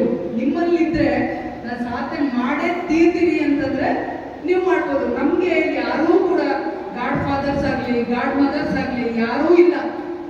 ಯಾವಾಗ ಎಕ್ಸಾಮ್ ಬರ್ತೀವಲ್ಲ, ಎಕ್ಸಾಮ್ ಬರೀವಾಗ ರಿಸಲ್ಟ್ ಬರುವಾಗ ಇಲ್ಲ. ಆದ್ರೆ ದೇವರ ಕಡೆ ಖಂಡಿತ ನಾವು ಹೋಗಿದ್ವಿ, ತಪ್ಪಾಗತ್ತೆ. ದೇವರ ಸ್ಮರಣೆ ಖಂಡಿತ ಇತ್ತು. ಬಹುಶಃ ನಮ್ಮ ಗುಣಲಕ್ಷಣ ಬಿಲ್ಡಿಂಗು ಕೂಡ ಇದೆ. ಅಲ್ಲಿ ಒಂದು ಮಲ್ಟಿಪರ್ಪಸ್ ಅಂದ್ರೆ ಒಂದು ಸರಿಯಾಗಿ ಯೋಜಿತವಾದಂತ ಒಂದು ಬ್ಯಾಂಕು, ಅಲ್ಲಿ ಬೇರೆ ಬೇರೆ ಆಕ್ಟಿವಿಟೀಸ್ ಮಾಡಿದ್ರೆ ಆ ಯಾದವ ಹಾಸ್ಟೆಲ್ ಊಟ ಇಲ್ಲ ಅವ್ರಿಗೆ. ಊಟನ they have to dependent on government hostel. ಇಂಥದ್ದೆಲ್ಲ ಸ್ವಲ್ಪ ಬರೀ ಕಾಡುಗಲ್ಲ ಅಂತ ಸೆಪರೇಟ್ ಬ್ರ್ಯಾಂಡ್ ಮಾಡ್ಕೊಳ್ಳೋದು ಬೇಡ. You go with the community ಜೊತೆಗೆ ಹೋಗ್ಬಿಟ್ಟು ನೀವು ಯಾರ್ಯಾರಿಗೆ ಯಜಮಾನರು ನೀವೆಲ್ಲ ಚೆನ್ನಾಗಿರ್ತೀರ. ಸರಿ, ಕುರಿ ಇದೆಯಲ್ಲ, ಕುರಿಗಳು ಇದೆಯಲ್ಲ, ಒಂದು ಕುರಿ 2 ಕುರಿ ಕೊಡಿ. ಆ ಮಕ್ಕಳಿಗೆ ಸ್ವಲ್ಪ ಡೆಪಾಸಿಟ್ ಆಗಿ. ಹೂನಪ್ಪ, ದೇವಸ್ಥಾನಕ್ಕೆ ಅಂದ್ರೆ ಎಲ್ಲ ಬಂದ್ಬಿಡ್ತಾರೆ. ನಮ್ಮೂರಲ್ಲಿ ದೇವಸ್ಥಾನ ಅದು ಏನೋ ಗೊತ್ತು, ಈಸಿ ಆದ್ರು ಅಂತ ತಕ್ಷಣ ಅವರು ಏನನ್ಕೊಳ್ತಾರೆ, ಸರಿ ದುಡ್ಡು ಮಾಡಿದ್ದಾರೆ ನಮ್ಗೆ ದೇವಸ್ಥಾನ ಮಾಡ್ಕೊಂಡಿ ಅಂತ. ನೋ, ಇದು ತಪ್ಪು ಕಲ್ಪನೆ. ನಾವು ಸರಿಯಾದ ಕ್ರಮದಲ್ಲಿ ಬದುಕಬೇಕು, ಪ್ರಾಮಾಣಿಕವಾಗಿ ಬದುಕಬೇಕು ಅಂದ್ರೆ ನೀವೆಲ್ಲ ಇಮ್ಯಾಜಿನ್ ಮಾಡ್ಕೊಳ್ಳೋಂಗಿಲ್ಲ. ಸೊ ಹಾಸ್ಟೆಲ್ಗಳಿಗೆ ಇದು ಮಾಡಿ, ಶೈಕ್ಷಣಿಕವಾಗಿ ಮಕ್ಕಳನ್ನ ವಿದ್ಯಾಭ್ಯಾಸ ಕೊಡಿಸಿ. ಆಮೇಲೆ ಅವ್ರಿಗೆ ಯಾರಿಗೋ ಹಾಸ್ಟೆಲ್ ಸೀಟ್ ಸಿಕ್ಕಿಲ್ಲ ಅಂತಂದ್ರೆ 1-2-3 ಸಂಘಟಿತರಾಗಿ ಅವ್ರು ಕೇಳಿ, ಇಂಥವ್ರನ್ನ ಕೇಳಿ. ಸಮಾಜದಲ್ಲಿ ಎಲ್ಲರೂ ಒಳ್ಳೇದು ಮಾಡ್ತಾರೆ ಅಂತಂದ್ಬಿಟ್ಟು ಬಯಸಿ, ಎಲ್ಲರೂ ಖಂಡಿತ ಒಳ್ಳೇದು ಮಾಡ್ತಾರೆ. ಸೊ ಹೆಣ್ಣು ಮಕ್ಕಳನ್ನ ಎಜುಕೇಶನ್ ಇದು ಮಾಡಿಸಿ. ಹಾಗೆ ನಿಮ್ಮ ಹುಡುಗರನ್ನೂ ಕಳಿಸಿ. ಹುಡುಗರಿಗೆ ಕುರಿ ನಡೆಯಪ್ಪ ಇಷ್ಟಿದಾವ ಕುರಿ ಅಂತಂದ್ಬಿಟ್ಟು ಕಳಿಸ್ಬೇಡಿ. ನಾನು ನೋಡಿದೆ ನಮ್ಮೂರಲ್ಲೇ, ನನ್ನ ಸ್ವಂತ ಹಳ್ಳಿಯಲ್ಲಿ ಡಿಗ್ರಿ ಒಂದಿಬ್ರು ಕೆಲ್ಸಕ್ಕೆ ಬಂದ್ರಷ್ಟೇ. ನಾನು ಓದಾದ್ಮೇಲೆ ನನ್ನ ತಮ್ಮ ಮತ್ತೆ ಇನ್ನೊಬ್ರು. ಅದಾದ್ಮೇಲೆ ಯಾರನ್ನೂ ಕೂಡ ಸರ್ಕಾರಿ ನೌಕರಿ ಬೇಡ, ಪ್ರೈವೇಟ್ ಕಂಪನಿಯಲ್ಲಿ ಕೆಲಸ ಮಾಡಿಲ್ಲ. ಅಂದ್ರೆ ಇದು ಏನಂತ ತೋರಿಸುತ್ತೆ ಅಂದ್ರೆ ನಿಮ್ಗೆ ಆಸಕ್ತಿ ಇಲ್ಲ. ಯಾರಿಗೂ ನಿಮ್ಗೆ ಆ ಒಂದು ಸಾಧನೆ ಮಾಡಬೇಕು ಅಂತ ಆಸಕ್ತಿ ಇಲ್ಲ. ದಯವಿಟ್ಟು ಅದನ್ನು ಬಳಸ್ಕೊಳ್ಳಿ. ಏನಾದ್ರೂ ಬೇಕಾದ್ರೆ ಜಾಸ್ತಿ ಆಗುತ್ತೆ. ನಾನು ಮಾತಾಡಿದ್ದು ಏನಮ್ಮ ತಾಯಿ, ನಾನು ಮಾತಾಡಿದ್ದು ಜಾಸ್ತಿ ಆಗುತ್ತೆ. ನೀವೆಲ್ಲರೂ ಸಹಕಾರ ಮಾಡ್ಬೇಕಮ್ಮ. ಎಲ್ಲ ಮಕ್ಕಳು ಶಾಲೆಗೆ ಹೋಗ್ತಾರೆ ಅಂದ್ರೆ ಕಮೆಂಟ್ ಮಾಡೋದು ಬಿಡಿ. ನೋಡೋ ಅವಳು ಏನು ವಯ್ಯಾರ ಮಾಡ್ತಾಳೆ, ಏನು ಹಿಂಗೆ ಹೋಗ್ತಾಳೆ, ಅವೆಲ್ಲ ಬಿಡಿ. ಕಮೆಂಟ್ ಮಾಡಿದ್ರೆ ಅವ್ರಿಗೆ ಸಹಕಾರ ಮಾಡಿ, ಅವರು ಚೆನ್ನಾಗಿ ಅವ್ರು ಹೇಳಿ. ಯಾಕೆಂದ್ರೆ ಎಲ್ಲರೂ ಕಾಲ್ ಮಾಡ್ಬಿಡ್ತಾರೆ ಅಂದ್ಬಿಟ್ಟು. ಬಟ್ ನಾನು ಇರ್ತೀನಿ. ನಾನಂತೂ ಖಂಡಿತ ತಮ್ಮೆಲ್ಲರಿಗೂ ಗೈಡ್ ಮಾಡಲಿಕ್ಕೆ, ನೀವು ಆ ದೇವಸ್ಥಾನಕ್ಕೆ ದುಡ್ಡು ಕೊಡಿ, ಈ ದೇವಸ್ಥಾನಕ್ಕೆ ದುಡ್ಡು ಕೊಡಿ, ಅವೆಲ್ಲ ಬೇಡ. ಅಂಥವೆಲ್ಲ ನನಗೆ ಗದರಿ ಕಳಿಸ್ಬಿಡ್ತೀನಿ. ಓಕೆ, ಅದ್ರ ಬದಲು ನನ್ನ ಮಗಳಿಗೆ ಸೀಟ್ ಇಲ್ಲಮ್ಮ, ಸೀಟ್ ಕೊಡಿಸಿ ಅಂತಂದ್ರೆ ಖಂಡಿತ ನಾವು ಇದು ಮಾಡೋಣ ಅಂತ. ನೀವೆಲ್ಲ ಯಾರು ಕೇಳಿದ್ರು ಕೂಡ, ಯಾವ ಜನಾಂಗದವ್ರು ಕೇಳಿದ್ರು ಕೂಡ ಅದು ನನ್ನ ಜವಾಬ್ದಾರಿ, ಅಧಿಕಾರಿಯಾಗಿ ನನ್ನ ಜವಾಬ್ದಾರಿ. ಅದನ್ನು ನಾವು ಮಾಡೋಣಂತೆ. ಆಮೇಲೆ ಹೆಚ್ಚುದಾಗಿ ನಿಮ್ಮ ಗೊಲ್ಲರಟ್ಟಿಗಳಲ್ಲಿರುವಂತಹ ಕಂದಾಚಾರಗಳು ನೋಡಿದ್ದೀನಿ. ಆ ಗೊಲ್ಲರಟ್ಟಿಯಲ್ಲಿ ಎಲ್ಲ ನೀರು, ಕೊಳಕು, ಸ್ವಚ್ಛತೆ ಅನ್ನೋದು ಯಾರಿಗೂ ಏನು ಸ್ವಂತ ಇದಲ್ಲ. ಸ್ವಚ್ಛವಾಗಿರ್ಬೇಕು. ಎಷ್ಟು ದಿನ ಸ್ನಾನ ಮಾಡೋದೆಲ್ಲ ಡೈಲಿ ಮಾಡ್ತೀರಾ? ಇವರು ಹೆಣ್ಮಕ್ಳು ಯಾರು ಮಾಡ್ತೀರಾ ಡೈಲಿ? ಯಾರು ಮಾಡಲ್ಲ ಯಜಮಾನ ನೋಡಿ. ಸ್ವಚ್ಛತೆ ಇರ್ಬೇಕು. ಸ್ವಚ್ಛತೆಯೇ ದೇವರು. ಆಮೇಲೆ ಶೌಚಾಲಯಗಳನ್ನ ಕಟ್ಟಿಸ್ಕೋಬೇಕು. ನಿಮ್ಮ ಪಂಚಾಯಿತಿ ಎಲ್ಲ ODF ಅಂತ ಡಿಕ್ಲೇರ್ ಮಾಡಿದ್ರು. ನಾನು ಅದನ್ನೇ ODF ಅಂತ ಡಿಕ್ಲೇರ್ ಮಾಡಿದ್ರು. ಯಾವ ಗೊಲ್ಲರಟ್ಟಿಯಲ್ಲೂ ಶೌಚಾಲಯ ಇಲ್ಲ. ಏನಕ್ಕೆ ಅಂತ ಕಾರಣ ನೋಡಿದ್ರೆ ಟೋಟಲ್ ಸ್ಯಾನಿಟೇಷನ್ ಕ್ಯಾಂಪೇನ್ ಅಂತ ಇತ್ತು ಮೊದಲಿಗೆ ಬಂದಿದ್ದು. ಅದರಲ್ಲಿ ಇವ್ರು ಏನ್ ಮಾಡಿದ್ದಾರೆ, ನಾನು ಶೌಚಾಲಯ ಕಟ್ಟಿದ್ದೀನಿ ಅಂತ ದುಡ್ಡು ತಗೊಂಡಿದ್ದಾರೆ.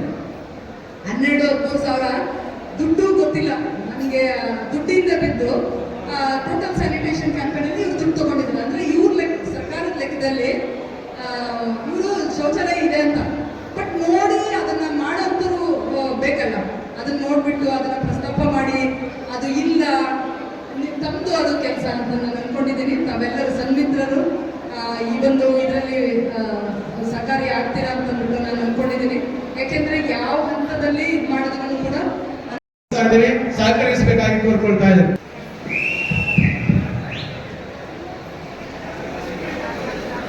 ನಮ್ಮೆಲ್ಲ ಚೆನ್ನಾಗಿದ್ರೆ ನಾವು ಹೆಣ್ಮಕ್ಳ ಜಾಸ್ತಿ ಇದ್ರೆ ಇವತ್ತಿಂದ August 33% reservation next MLA MP ಗಳಲ್ಲಿ ತುಂಬಾ ಸಂತೋಷ. ಇವತ್ತಿನ ಕಾಡುಗೊಲ್ಲ ಸಮುದಾಯದ ಪ್ರತಿಭಾವಂತ ವಿದ್ಯಾರ್ಥಿಗಳ ಪ್ರತಿಭಾ ಪುರಸ್ಕಾರ ಕಾರ್ಯಕ್ರಮಕ್ಕೆ ಮುಖ್ಯ ಅತಿಥಿಗಳು ಶ್ರೀ ಶ್ರೀ ಶ್ರೀ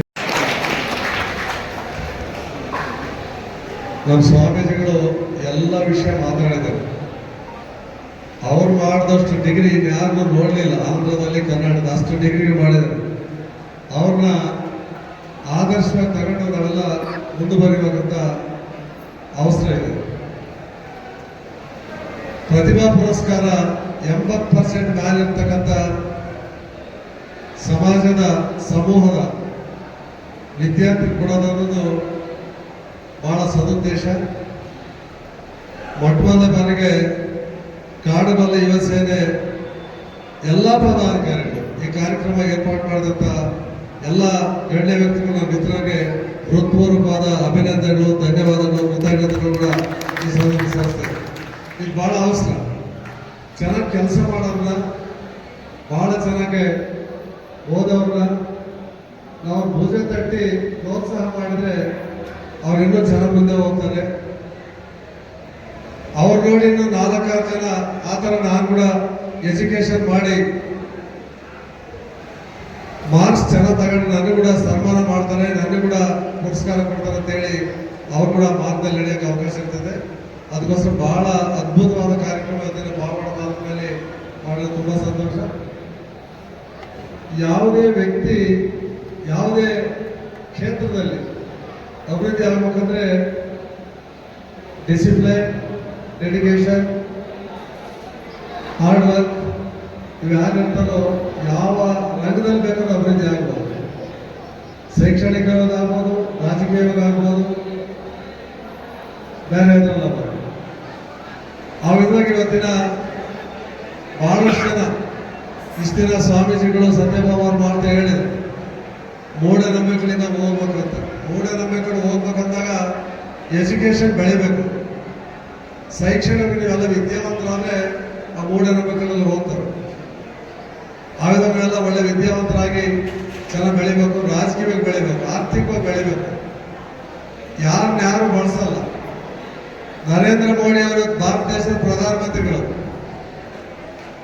ಒಬ್ಬ ಹೋಟ್ಲಲ್ಲಿ ಟೀ ಮಾಡೋಂಥ ವ್ಯಕ್ತಿ 150 ಕೋಟಿ ಜನಾಂಗ ಇರ್ತಕ್ಕಂಥ ಭಾರತ ದೇಶ ಪ್ರಧಾನಮಂತ್ರಿ ಆಗಿದ್ದಾರೆ ಅಂದ್ರೆ ನಾವು ಅವನ್ನೆಲ್ಲ ಆದರ್ಶ ತಗೋಬೇಕನ್ನೋದು ಅವಸರ ಇದೆ. ಅವ್ರ ತಂದೆ ಯಾರು MLA ಆಗಿಲ್ಲ, ಗ್ರಾಮ ಪಂಚಾಯತ್ ಅಧ್ಯಕ್ಷ ಆಗಿರಲಿಲ್ಲ, ಗ್ರಾಮ ಪಂಚಾಯತ್ ಮೆಂಬರ್ ಆಗಲಿಲ್ಲ. ಟೀ ರೋಡ್ ಸೈಡ್ ಟೀ ಮಾಡೋಂಥ ವ್ಯಕ್ತಿ ಇವತ್ತು ಭಾರತ ದೇಶ ಪ್ರಧಾನಮಂತ್ರಿಯಾಗಿ ಸತತವಾಗಿ 3ನೇ ಬಾರಿ. ಒಂದು ಬಾರಿ ಆಯ್ಕೆ ಆಗ್ಬೇಕಂದ್ರೆ ಎಷ್ಟೋ ಸರ್ಕಸ್ ಮಾಡಬೇಕು, ಎಷ್ಟೋ ಇದು ಮಾಡ್ಬೇಕು. ಆಗಲಿ 3ನೇ ಬಾರಿ ಪ್ರಧಾನಮಂತ್ರಿ ಆಗಿದ್ರೆ ಅವ್ರಲ್ಲಿರ್ತಕ್ಕಂಥ ಒಂದು ಡಿಸಿಪ್ಲಿನ್ ಆಗಲಿ, ಡೆಡಿಕೇಶನ್ ಆಗಲಿ, ಹಾರ್ಡ್ ವರ್ಕ್ ಆಗಲಿ, ಸಮಾಜದಾಗ ಇರ್ತಕ್ಕಂಥ ಒಂದು ಕಳವಳಿ ಆಗಲಿ ಇರೋದ್ರಿಂದಲೇ ಇವತ್ತು 3 ಬಾರಿ ಪ್ರಧಾನಮಂತ್ರಿ ಆಗಿದ್ದಾರೆ. ಆ ಥರ ಬಹಳಷ್ಟು ಜನ ನನಗೆ ವೇದಿಕೆ ಮೇಲೆ ಇರ್ತಕ್ಕಂಥ ಯಾರು ಗಣ್ಯ ವ್ಯಕ್ತಿಗಳಿಗೆ ಬ್ಯಾಕ್ ಗ್ರೌಂಡ್ ಇರೋರು ನನ್ನ ಮೊದಲುಗೊಂಡು ನಮ್ಮ ತಂದೆಯವರು ಗ್ರಾಮ ಪಂಚಾಯತಿ ಮೆಂಬರ್ ಕೂಡ ಆಗಿರಲಿಲ್ಲ. 3 ಬಾರಿ ವಿಧಾನ ಪರಿಷತ್ ಸದಸ್ಯರಾಗಿದ್ದೇನೆ. 1 ಬಾರಿ ಜಿಲ್ಲಾ ಪಂಚಾಯತ್ ಅನಂತಪುರ ಜಿಲ್ಲಾ ಪಂಚಾಯತ್ ಅಧ್ಯಕ್ಷರಾಗಿದೆ. ನಮ್ಮ ಯಾರು ಮೆಂಬರ್ ಆಗಿಲ್ಲ. ಅದೇ ತರ ವೇದಿಕೆ ಮೇಲೆ ಇರ್ತಕ್ಕಂಥ ಯಾರು ಗಣ್ಯ ವ್ಯಕ್ತಿಗಳು ಬ್ಯಾಕ್ ಗ್ರೌಂಡ್ ಇರೋರಲ್ಲ. ನೀವು ಕೂಡ ದಯವಿಟ್ಟು ಈ ವೇದಿಕೆ ಬರಬೇಕು. ನಿಮ್ಗೆ ಚೇರ್ ಇದ್ದೇವೆ. ನಾವು ಓದ್ಬೇಕಾದ್ರೆ ಕೆಳಗಡೆ ಕೂಡಿಸಿಲ್ಲ, ನೆಲದ ಮೇಲೆ ಕುತ್ಕೊಂಡು ನಾವು ಬಂದಿದ್ದೇವೆ. ಇವತ್ತು ನಿಮಗೆ ಚೇರ್ ಹಾಕಿ ಒಂದು ಒಳ್ಳೆ ಸಮುದಾಯ ಭವನದಲ್ಲಿ ಸಮಾವೇಶ ಮಾಡ್ತಿದ್ದಾರೆ ಅಂದ್ರೆ ನೀವು ಅದೃಷ್ಟವಂತರು. ದಯವಿಟ್ಟು ನೀವೆಲ್ಲರೂ ಕೂಡ ವೇದಿಕೆ ಮೇಲೆ ಇರ್ತಕ್ಕಂಥ ಎಲ್ಲ ಗಣ್ಯ ವ್ಯಕ್ತಿಗಳನ್ನ ಆದರ್ಶ ತಗೊಂಡು ನಿಮ್ಮ ಮಕ್ಕಳನ್ನಾಗ್ಲಿ ನೀವಾಗ್ಲಿ ಆ ಥರ ಬರ್ಬೇಕಾದ್ರೆ ಕಷ್ಟಪಟ್ಟು ಓದ್ಬೇಕು. ಇವತ್ತಿನ ಭೂ ಪ್ರಪಂಚದಲ್ಲಿ ಏನಾದ್ರು ಆಸ್ತಿ ಇದೆ ಅಂದ್ರೆ ಪಾವಗಡದಲ್ಲಿ ಮನೆ ಕಟ್ಟೋದು, ಇಲ್ಲ ಊರಲ್ಲಿ ಜಮೀನು ತಗೊಳ್ಳೋದು, ತುಮಕೂರಲ್ಲೋ ಬೆಂಗಳೂರಲ್ಲೋ ಮನೆ ಕಟ್ಟೋದು, ಹೆಣ್ಮಕ್ಳು ಚಂದ ಬಂಗಾರ ಕಟ್ಕೊಂಡು ಮೈ ತುಂಬ ಬಂಗಾರ ಹಾಕಿ ಒಂದು ಆಸ್ತಿ ಅಲ್ಲ. ನಿಜವಾದ ಆಸ್ತಿ ನಿಮ್ಮ ಮಕ್ಕಳನ್ನ ಒಳ್ಳೆ ವಿದ್ಯಾವಂತರು ಮಾಡೋದೇ ಇವತ್ತಿನ ಭೂಪ್ರಬಂಧವಾಗಿರ್ತಾವ ಆಸ್ತಿ. ನಿಮ್ಮ ಮಕ್ಕಳೇ ಆಸ್ತಿ ನಿಮ್ಗೀಗ. ಜಮೀನಲ್ಲಿ ಆಸ್ತಿ, ನಿಮಗೆ ದುಡ್ಡಲ್ಲಿ ಆಸ್ತಿ, ಬ್ಯಾಂಕ್ನಲ್ಲಿ ಕೋಟ್ಯಾಂತರ ರೂಪಾಯಿ ಡಿಪಾಸಿಟ್ ಇಟ್ಕೋದ್ರಲ್ಲಿ ಆಸ್ತಿ. ನಿಮ್ಮ ಮಕ್ಕಳೇ ನಿಮ್ಗೆ ಆಸ್ತಿ ಇದೆ. ಯಾವಾಗ ಆಸ್ತಿ ಆಗ್ತಾರೆ ಏನಾಗ್ತಾರೆ ಅವರು? ಕಷ್ಟಪಟ್ಟು ಅವ್ರು ವಿದ್ಯಾವಂತರು ಮಾಡಿದ್ರೆ ಅವ್ರ ಆಸ್ತಿ ಆಗ್ತಾರೆ. ಇಷ್ಟು ಮುಂದೆ ಹೇಳಿದ್ರು ಗೂಗಲ್ ಸಿಇಒ ಸುಂದರ್ ಪಿಚೈ ಅಂತ. ಅದೇ ತರ ಮೈಕ್ರೋಸಾಫ್ಟ್ ಸಿಇಒ ಸತ್ಯ ನಾದೆಳ್ಳ ಅವ್ರಿಗೆ ಒಂದು ವರ್ಷಕ್ಕೆ 300-400 ಕೋಟಿ ರೂಪಾಯಿ ಸಂಬಳ. ಸತ್ಯ ನಮ್ಮ ಆಂಧ್ರ ಪ್ರದೇಶದವನೇ ಸತ್ಯ ನಾದೆಳ್ಳ ಅಂತ ಹೇಳಿ ಮೈಕ್ರೋಸಾಫ್ಟ್ ಸಿಇಒ 300-400 ಕೋಟಿ ರೂಪಾಯಿ, ದಿನ 1 ಕೋಟಿ ರೂಪಾಯಿ ಸಂಬಳ ಬರುತ್ತೆ. ದಿನ 1 ಕೋಟಿ. ನಮ್ಮ ಪತ್ರಕರ್ತರಿಗೆ ಎಷ್ಟು ಬರ್ತದೆ? ಸುಮ್ಮನೆ ಬರೆಯೋದೇ ಕೆಲಸ, ಪಾಪ ಕಷ್ಟ ನೋಡೋದೇ ಕೆಲಸ. ಹಂಗೆ ಮಕ್ಕಳೇ ಆಸ್ತಿಯಾಗಿ ನೀವು ಅವ್ರನ್ನ ಟರ್ನ್ ಮಾಡ್ಕೋಬೇಕಾಗ್ತದೆ. ಮಕ್ಕಳು ವಿದ್ಯಾವಂತ ಮಾಡ್ರಿ, ಮೂಢನಂಬಿಕೆ ಬಿಡ್ರಿ. ದಯವಿಟ್ಟು ನೀವೆಲ್ಲರೂ ಕೂಡ ಇವತ್ತಿನ ನೀವು ಮಾಡಿದ್ರೆ ಇನ್ನೂ ಹೆಚ್ಚಿನ ರೀತಿಯಲ್ಲಿ ಪ್ರತಿ ವರ್ಷ ಕೂಡ ಇದೇ ತರ ಕಾರ್ಯಕ್ರಮ ಮಾಡಬೇಕು. ಜನರಲ್ಲಿ ಒಂದು ಉತ್ಸಾಹ ಆಗಲಿ, ಪ್ರೋತ್ಸಾಹ ಕೊಡ್ಬೇಕು ಅಂತೇಳಿ ನಿಮ್ಗೆಲ್ಲ ಹೇಳ್ತಾ, ಮತ್ತೊಂದ್ಸಲ ನೀವೆಲ್ಲ ನಮ್ಮ ಸ್ವಾಮೀಜಿಯವ್ರನ್ನ, ಡಾಕ್ಟರ್ ಶ್ರೀ ಬಸವ ರಾಮಾನಂದ ಸ್ವಾಮಿ ಅವ್ರನ್ನ ಆದರ್ಶ ತಗೊಂಡು ಅವ್ರು ಎಷ್ಟು ಡಿಗ್ರಿ ಮಾಡಿದ್ರೆ ನಾನು ಇಷ್ಟವಾಗಿ ಯಾರು ಇಡೀ ದೇಶದ ಸುತ್ತಿದ್ದಾರೆ ಅವ್ರು ಡಿಗ್ರಿ ಮಾಡಿದ್ರೆ ನಾನು ಯಾರು ನೋಡಲ್ಲ. First time doctor Basava Ramananda Swami ಅವ್ರು ಡಿಗ್ರಿ ಮಾಡಿದ್ದಾರೆ. ಆ ಡಿಗ್ರಿ ಮಾಡಿ ನಮ್ಗೆ ಹೇಳಕ್ ಕೂಡ ಆಗ್ತಾರೆ ಎಷ್ಟು ಡಿಗ್ರಿ ಅಂತ ಹೇಳಿ. ಅವ್ರ ಆದರ್ಶ ತಗೊಂಡು ನೀವೆಲ್ಲ ಬೆಳಿಬೇಕು, ಸಮಾಜದಲ್ಲಿ ಉತ್ತಮವಾದ ಒಂದು ಜನ ಆಗಿ ಬೆಳಿಬೇಕು. ಮತ್ತೆ ನಿಮ್ಮ ತಂದೆ ತಾಯಿಗಳಿಗೆ ಹೆಸರು ತರಬೇಕು, ಗ್ರಾಮಕ್ಕೆ ಹೆಸರು ತರಬೇಕು, ದೊಡ್ಡವರಿಗೆ ಹೆಸರು ತರಬೇಕು, ನಿಮ್ಮ ತಂದೆ ತಾಯಿಗಳಿಗೆ ಹೆಸರು ತರಬೇಕು, ಡಿಸಿಪ್ಲೈನ್ ಇರಬೇಕು, ನಿಮ್ಮ ಗುರುಗಳು ಹೆಸರು ತರಬೇಕು. ಆಗ ನೀವೆಲ್ಲ ಬೆಳೆದು ಒಳ್ಳೆ ಉತ್ತಮವಾದಂಥ ಸಮಾಜ ನಿರ್ಮಾಣಕ್ಕೆಲ್ಲ ಸಹಕಾರ ಮಾಡಬೇಕು ಅಂತೇಳಿ ಈ ಸಂದರ್ಭದಲ್ಲಿ ಹೇಳ್ತಾ, ಈ ಅವಕಾಶ ಕೊಟ್ಟಂತ ಮತ್ತೆ ಗಾಡುಗಲ್ಲ ಯುವ ಸೇನೆ ಎಲ್ಲ ಪದಾಧಿಕಾರಿಗಳು ಮತ್ತೊಂದ್ಸಲ ಹೃತ್ಪೂರ್ವಕವಾದ ಧನ್ಯವಾದಗಳು ಅಭಿನಂದಿಸ್ತಾ ಇದ್ದೇನೆ. ಜೈ ಹಿಂದ್. ಇವರೆಲ್ಲರ ಒಂದು ವಿಚಾರವನ್ನು ತಿಳಿಲಿಕ್ಕೆ ಒಬ್ಬ ವಿದ್ಯಾರ್ಥಿಯಾಗಿ ನಾನಲ್ಲಿ ಇರತಕ್ಕಂಥ ಒಂದು ವ್ಯವಸ್ಥೆಯನ್ನು ನಾನು ನಡೆಸಿದೆ. ನಾನು ಕೂಡ ನಿಮ್ಮ ಜೊತೆ ಒಬ್ಬ ವಿದ್ಯಾರ್ಥಿ ತರ ಮಾತುಗಳನ್ನು ಕೇಳಲಿಕ್ಕೆ ಒಂದು ಅನುಭವ ಬಂತು. ಪ್ರತಿಯೊಬ್ಬರು ಸಹ ತಮ್ಮದೇ ಆದಂತ ಶ್ರಮದಿಂದ ಸಾಧನೆಯನ್ನ ಮಾಡಿರ್ತಕ್ಕಂಥ ವ್ಯಕ್ತಿಗಳು ಸಮಾಜದಲ್ಲಿ ಬಹಳಷ್ಟು ಜನ ಇದ್ದಾರೆ. ಇಲ್ಲಿ ಕೇವಲ ಇಲ್ಲಿ SSLC PUC ಅಂತ ಕರೆದಿದ್ದಾರೆ. ಅದಕ್ಕೆ ಮೇಡಮ್ ಅವರ ಕೇಳ್ತಕ್ಕಂಥ ಪ್ರಶ್ನೆಗೆ ಯಾರು ಉತ್ತರ ಕೊಡ್ತಾ ಇಲ್ಲ. ಇನ್ನು ಅನೇಕ ಜನರು ಪದವಿಯಲ್ಲಿ ಇರ್ತಕ್ಕಂಥವ್ರು, ಸ್ನಾತಕೋತ್ತರ ಪದವಿಯಲ್ಲಿ ಇರ್ತಕ್ಕಂಥವ್ರು, ಉದ್ಯೋಗದಲ್ಲಿರ್ತಕ್ಕಂಥವ್ರು ಬಹಳಷ್ಟು ಈ ತಾಲೂಕಲ್ಲಿ ಇದ್ದಾರೆ. ಬಿಡುಗಡೆ ಇವ್ರು ಇಷ್ಟೇ ಜನ ಅಲ್ಲ, ಯಾರಿಗೂ ಕೈ ಎತ್ತಲಿಕ್ಕೆ ಸರ್ ತಯಾರಿಲ್ಲ. ಎಲ್ಲರಿಗೂ ಮನೆಯಾಗಿದ್ದಾವೆ, ಮನೆ ಇದೆ ಅಂದ್ರೆ ಯಾರು ಕೈ ಎತ್ತಲ್ಲ. ಶೌಚಾಲಯಗಳು ಎಲ್ಲರಿಗಿರಲ್ಲ, ಅದು ಬಳಸ್ತಾ ಇಲ್ಲ. ನನಗೆ ಗೊತ್ತಿರ್ತಕ್ಕಂಥ ವಿಚಾರ ಶೌಚಾಲಯಗಳು ಎಲ್ಲರೂ ಕೂಡ ಇದ್ದಾವೆ. ನಾನು ಒಂದು ಮಾತಾಡಲಿಕ್ಕೆ ನಾನು ಬಯಸ್ತಾ ಇದ್ದೇನೆ. ನಮ್ಮ ದೇಶದ ಪ್ರಧಾನಮಂತ್ರಿಗಳು ಒಂದು ಭಾಷಣ ಮಾಡಿಸಿದ್ರು. ಎಲ್ಲಿ ಒಂದು ಅವರು ಸ್ಟೇಡಿಯಂ ಉದ್ಘಾಟನೆ ಮಾಡೋ ಸಂದರ್ಭದಲ್ಲಿ ಟ್ರಂಪ್ ಅವರು ಫಸ್ಟ್ ಸಾರಿ ಅಲ್ಲಿನ ಅಧ್ಯಕ್ಷ ಆಗಿದ್ರು ಅಮೆರಿಕದಲ್ಲಿ. ಅವ್ರು ಕರೆಸಿ ಏನಾದ್ರೆ ನನಗೊಂದು ನಾಚಿಕೆ ಆಯಿತು. ನನ್ನ ಸ್ವಭಾವ ಅದು. ಈ ದೇಶದಲ್ಲಿ 6 ಕೋಟಿ ಶೌಚಾಲಯ ನಿರ್ಮಾಣ ಮಾಡ್ತಿದ್ದಾರೆ. ಅವ್ರ ಮುಂದೆ ಹೇಳ್ತಾ ಇದ್ದಾರೆ, ಸ್ವಾಮಿ ನೀವು ಸಾಧನೆ ಬಹಳಷ್ಟು ಇದ್ವು, ನೀವು ಶೌಚಾಲಯ ವಿಚಾರ ಟ್ರಂಪ್ ಮುಂದೆ ಏನಂತ ನನಗೊಂಥರ ನಾಚಿಕೆ ಸ್ವಭಾವ ಆಯಿತು. ಶೌಚಾಲಯದ ಬಗ್ಗೆ ಅವ್ರು ಭಾಷಣ ಮಾಡ್ತಾರೆ. ಗುಜರಾತ್ನಲ್ಲಿ ಅಹಮದಾಬಾದ್ನಲ್ಲಿ ಒಂದು ಸ್ಟೇಡಿಯಂ ಅಲ್ಲಿ ಉದ್ಘಾಟನೆ ಮಾಡೋ ಸಂದರ್ಭದಲ್ಲಿ ಅವ್ರ ಮುಂದೆ ಹೇಳ್ತಾರೆ, ನಮ್ಮ ಇಂಡಿಯಾದ ಭಾರತ ದೇಶದ ಜನರು ಇನ್ನು ಹೇಗೆ ಇದೆ ಅಂತ ಬಿಟ್ಟು ಹೇಳಿ ಕೇಳ್ತಾ ಇದ್ದಾರೆ. ಅದೇ ರೀತಿ ನೀವು ಕೂಡ ನಮ್ಮ ಬೇಡ ಮೇಲೆ ಕೇಳಿದಾಗ ಯಾರು ಕೇಳ್ತಾ ಇಲ್ಲ. ಇಲ್ಲಿ ಕೂಡ 17-18 17-18 ಸ್ವಚ್ಛ ಭಾರತ ಅಭಿಯಾನದಲ್ಲಿ ಎಲ್ಲ ಪ್ರೋಗ್ರೆಸ್ ಆಗಿದೆ, ಹಣ ಖರ್ಚಾಗಿದೆ. ಯಾರು ಕಲಿತಾ ಇಲ್ಲ, ಶೌಚಾಲಯ ಬಳಸ್ತಾ ಇಲ್ಲ. ಸೌದೆನೋ ಇಲ್ಲ ಸ್ನಾನ ಮಾಡ್ತಂತ ಬಚ್ಚು ಮಾಡ್ಕೊಂಡು ಇವತ್ತು ಬಳಸ್ತಕ್ಕಂಥ ವೇದನ ಇದೆ. ಅದಕ್ಕೆ ಮೇಡಮ್ ಅವರು ತುಂಬಾ ಅಚ್ಚುಕಟ್ಟಾಗಿ ಹೇಳಿದ್ದಾರೆ. ಸ್ವಾಮಿಗೆ ಒಂದು ಬೇರೆ ಎಲ್ಲರೂ ಕೂಡ ಅವರ ಒಂದು ಮಾತುಗಳನ್ನು ಎಲ್ಲರೂ ಕೂಡ ಉತ್ತೇಜಿತರಾಗಿ ಕಾರ್ಯಪಾಲನೆ ಮಾಡಬೇಕು. ಸುಮ್ಮನೆ ಕೂತ್ಕೊಂಡ್ರೆ ಆಗೋದಿಲ್ಲ. ನಾನು ಶಾಸಕರಾಗಿ ನಾನು ಅಳಲು ಸೇವೆ ಮಾಡಿರ್ತಕ್ಕಂಥದ್ದು ಈ ತಾಲೂಕಿಗೆ ನಾನು ಹೆಚ್ಚಿಗೆ ಮಾತಾಡಲಿಕ್ಕೆ ಸಮಯ ಇಲ್ಲ. ಯಾಕಂದ್ರೆ ಈಗಾಗಲೇ ಮೇಡಮ್ ಅವರು 50 ನಿಮಿಷ ಮಾತಾಡಿದ್ರು, ಸ್ವಾಮಿಗೆ ಅರ್ಧ ಗಂಟೆ ಮಾತಾಡಿದ್ರು. ಪಾಪ ಸರ್ ಅಣ್ಣವರು 5 ನಿಮಿಷ ಮುಗಿಸಿದ್ರು, ನಾನು ಕೂಡ 5 ನಿಮಿಷ ಮುಗಿಸ್ತೀನಿ. ನಿಮ್ಮ ಬರೀ ಕಾಡುಗಳ ಪ್ರಗತಿಗೋಸ್ಕರ ಅಲ್ಲ, ಇಡೀ ತಾಲೂಕಿನ ಎಲ್ಲ ಮಕ್ಕಳ ಪ್ರಗತಿಗೋಸ್ಕರ ಈ ತಾಲೂಕಲ್ಲಿ ಪರಿಷ್ಠ ಜಾತಿ ಅಷ್ಟೇ ಅಲ್ಲ, ಪರಿಷ್ಠ ಪಂಗಡ ಅಷ್ಟೇ ಅಲ್ಲ, ಬ್ಯಾಕ್ವರ್ಡ್ ಕ್ಲಾಸಸ್ ಕೂಡ ನಾವು ಅನೇಕ ಆಶ್ರಮಗಳನ್ನು ನಿರ್ಮಾಣ ಮಾಡ್ತಿದ್ದೀವಿ. 8 ಮಸ್ತಿಷ್ಕಗಳಿದ್ದಾವೆ. ಆ 8 ಮಸ್ತಿಷ್ಕಗಳಲ್ಲಿ ಎಲ್ಲ ನನ್ನ ಕಾಲದಲ್ಲಿ ಏನಾಗಿರ್ತಕ್ಕಂಥ ಹೇಳಲಿಕ್ಕೆ ನನಗೆ ಹೆಮ್ಮೆ ಇದೆ. ಅದರಲ್ಲಿ ಬ್ಯಾಕ್ವರ್ಡ್ ಕ್ಲಾಸಸ್ಗೂ 2 ಇದ್ದಾವೆ. ವೆಂಕಟಪ್ಪ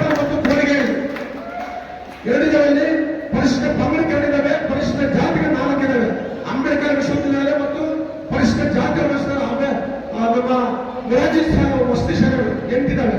ಇನ್ನು ಅನೇಕ ರೀತಿಯ ಪ್ರೀ ಮೆಟ್ರಿಕ್, ಪೋಸ್ಟ್ ಮೆಟ್ರಿಕ್ ಎಲ್ಲ ರೀತಿಯ ಹಾಸ್ಟೆಲ್ಸ್ ಇದಾವೆ. 4.5 ಕೋಟಿ ವೆಚ್ಚದಲ್ಲಿ ಬ್ಯಾಕ್ವರ್ಡ್ ಕ್ಲಾಸಸ್ಗೋಸ್ಕರ ಅಲ್ಲಿ ಒಂದು ಹಾಸ್ಟೆಲ್ ನಿರ್ಮಾಣ ಮಾಡಿದ್ದೀವಿ. ಅದು ಕಾಲೇಜ್ ವಿದ್ಯಾರ್ಥಿನಿಯರಿಗೆ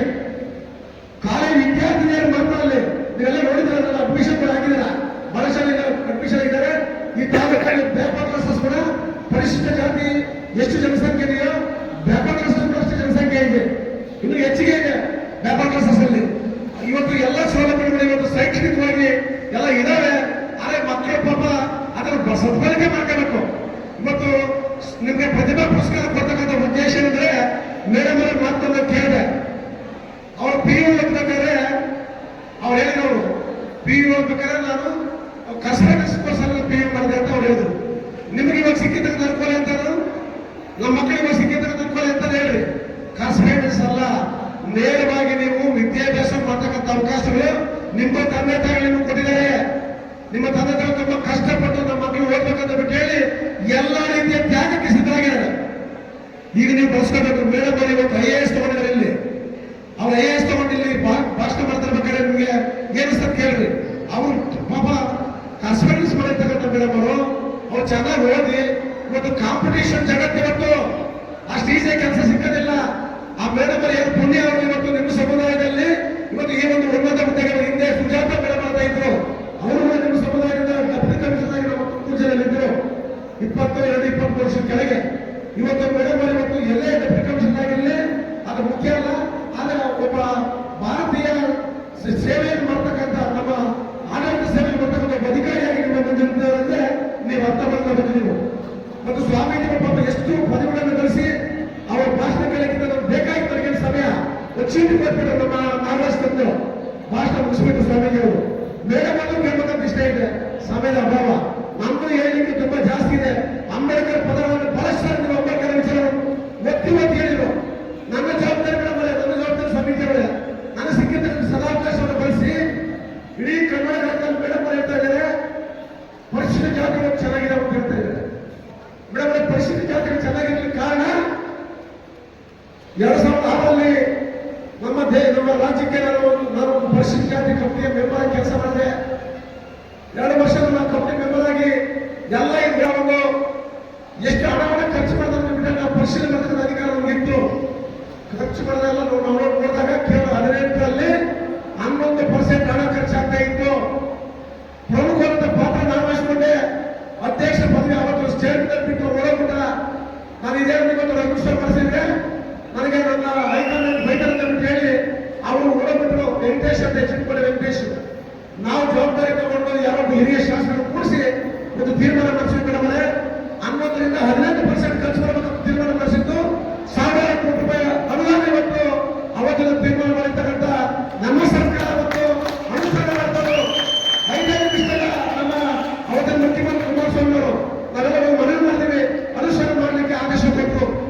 18%, 11% 1000 ಕೋಟಿ ಆ ಒಂದು ಪತ್ರಿಕೆ ಬಂದಂತ ಟೆಂಡರ್ ಕುರಿತು ನೋಡಿ ಸಂತೋಷ ಪಟ್ಟು ಈ ರಾಜ್ಯದಲ್ಲಿ ನಾನೇ ಬಂದೀಗ 1000 ಕೋಟಿ ಹಣ ಅದು ಬಂತು. ಸಂತೋಷ ಪಟ್ಟು ನಾನೇ. ಯಾಕಂದ್ರೆ ಯಾರು ಕೂಡ ಅದನ್ನು ಕಾರ್ಯಗತ ಮಾಡಿರ್ತಕ್ಕಂಥವ್ರಿಗೆ ಅಣು ಸೇವೆ ಮಾಡ್ತಕ್ಕಂಥವ್ರಿಗೆ ಆ ಸಭೆ ಸಿಕ್ಕಿ ಸಂತೋಷ ಪಡ್ತಕ್ಕಂಥ ಅವಕಾಶ ಸಿಗುತ್ತೆ. ಈ ರೀತಿ ಒಂದು ಮೇಡಮ್ ತುಂಬಾ ಮೌಲ್ಯ ಕಡೆಯಲ್ಲಿ ತುಂಬಾ ಹಿನ್ನಡೆ ಇದೆ. ಅದು ಇದರಿಂದ ಬಹಳ ಸಿಗುತ್ತಾ ಇದ್ದಾರೆ. ಬ್ಯಾಕ್ವರ್ಡ್ ಕ್ಲಾಸಸ್ಗೋಸ್ಕರ ಇವತ್ತು ಹಣ ಸರ್ಕಾರ ಸರಿಯಾಗಿ ಖರ್ಚು ಮಾಡ್ತಾ ಇಲ್ಲ. ನನಗೆ ಗೊತ್ತ ವಿಚಾರ. ನಾನು 2000 ಸರ್ಕಾರದಲ್ಲಿ ಬಂದಿದ್ದೀನಿ. ಬ್ಯಾಕ್ವರ್ಡ್ ಕ್ಲಾಸಸ್ಗೆ ಬಿಲ್ಡಿಂಗ್ ಕಟ್ಟಪ್ಪ ಅಂತಂದ್ರೆ ಅಲ್ಲಿ ನಾನು ಗಲಾಟೆ ಮಾಡ್ತಾ ಇದ್ದೀನಿ. ನಮ್ಮ ಸಂಚಿತ ನಮ್ಮ ಸಮಕ್ಷಮದಲ್ಲಿದ್ದಾರೆ. ಸ್ವಾಮಿ ಬಡ್ಡಿ ಕೂಡ ಕಟ್ತೀವಿ ಸ್ವಾಮಿ ಅಂತ ಹೇಳ್ತಾರೆ. ಬಡ್ಡಿ ಕೂಡ ಕಟ್ತೀವಿ ತಾಲೂಕಲ್ಲಿ ನಾವು ವಸತಿ ಶಾಲೆ ಕಟ್ತೀವಿ ಅಂತ ಹೇಳಿ ಭರವಸೆ ಕೊಡ್ತಾರೆ. ಅದೇ ರೀತಿ ಬ್ಯಾಕ್ವರ್ಡ್ ಕ್ಲಾಸಸ್ಗೆ ಹಣ ಕೊಡ್ಲಿಕ್ಕೆ ಸರ್ಕಾರಕ್ಕೆ ಇಚ್ಛಾಶಕ್ತಿ ಬೇಕು. ಆ ಇಚ್ಛಾಶಕ್ತಿ ಇದ್ರೆ ಮಾತ್ರ ಬ್ಯಾಕ್ವರ್ಡ್ ಕ್ಲಾಸಸ್ ಉದ್ಧಾರ ಆಗಲಿಕ್ಕೆ ಸಾಧ್ಯ ಇದೆ. ಈ ನಿಟ್ಟಿನಲ್ಲಿ ನಾನು ಇಷ್ಟೆಲ್ಲ ಹೇಳಕ್ಕೆ ಬಯಸ್ತೀನಿ. ಬಹಳಷ್ಟು ಹೇಳಲಿದೆ, ಅಭಿವೃದ್ಧಿ ಕೆಲಸಗಳು ಬಹಳಷ್ಟು ಆಗಿದ್ದಾವೆ. ಆಗಿರ್ತಕ್ಕಂಥ ಅಭಿವೃದ್ಧಿ ಕೆಲಸ ಮಾಡಲಿಕ್ಕೆ ಸಮಯ ಕೊಡ್ತಾ ಇದೆ. ನಮ್ಮ ಈ ಸತಿ ನಮ್ಮ ರಿಸಲ್ಟ್ ಬಂದಾಗ 60 to 70% ಎಲ್ಲ ಹೆಣ್ಮಕ್ಳು ಇದ್ದಾರೆ. PUC ಮತ್ತು SLCಲಿ 80% ಅಬೌವ್ ತಗೊಂಡಿರ್ತಕ್ಕಂಥದ್ರಲ್ಲಿ ಹೆಣ್ಮಕ್ಳೇ 60% ಇದ್ದಾರೆ. ಅವ್ರಿಗೆ ಸ್ಫೂರ್ತಿ ಕೊಡಬೇಕು. ಹಾಗಾಗಿ ಮೇಡಮ್ ಅವ್ರು ಬಂದು ನಮ್ಮೊಂದು ಅವ್ರಿಗೆ ಸ್ಫೂರ್ತಿ ತುಂಬ್ತಾರೆ. ಅಂತಕ್ಕಂಥ ಕಿಚ್ಚು ಆಕ್ರೋಶ ನಿಮ್ಮಲ್ಲಿ ಅದು ತುಂಬಲಿ ಅನ್ನೋ ಮೇಡಮ್ ಅವ್ರನ್ನ ಈ ಕಾರ್ಯಕ್ರಮಕ್ಕೆ ಆಹ್ವಾನ ಮಾಡಿದಾಗ ತುಂಬುವುದರಿಂದ ಬಂದಿದ್ದಾರೆ, ಅವ್ರಿಗೂ ಸ್ವಾಗತವನ್ನು ಕೋರ್ತಾ ಇದ್ದೀನಿ. ಹಾಗೆ ಕೇಂದ್ರಗಳಲ್ಲಿ ನಮ್ಮ ಎಲ್ಲ ಸಮುದಾಯದ ವಿದ್ಯಾರ್ಥಿಗಳಿಗೆ ಪ್ರತಿಭಾ ಪುರಸ್ಕಾರ, ಹಾಗೆ ಕಾಡವಲ ಯುವಸೇನೆ ಎಲ್ಲರಿಗೂ ಕಾರ್ಯದರ್ಶಿಗಳು ಪದಾಧಿಕಾರಿಗಳಿಗೆ ನನ್ನ ಅಭಿನಂದನೆಗಳನ್ನು ತಿಳಿಸ್ತಾ ಈಗ ತುಂಬಾ ಸಮಯ ಆಗಿದೆ, ಹಾಗಾಗಿ ಮುಗಿಸ್ತಾ ಇದ್ದೀನಿ. ಮಾಡಿಕೊಂಡು 94 ಜನ ವಿದ್ಯಾರ್ಥಿಗಳು ಇವತ್ತು ಪ್ರತಿಭಾ ಪುರಸ್ಕಾರವನ್ನು ಪಡ್ಕೊಳ್ತಾ ಇದ್ದಾರೆ. ಪ್ರತಿಭಾ ಪುರಸ್ಕಾರವನ್ನು ಆಯೋಜನೆ ಮಾಡಿರ್ತಕ್ಕಂಥ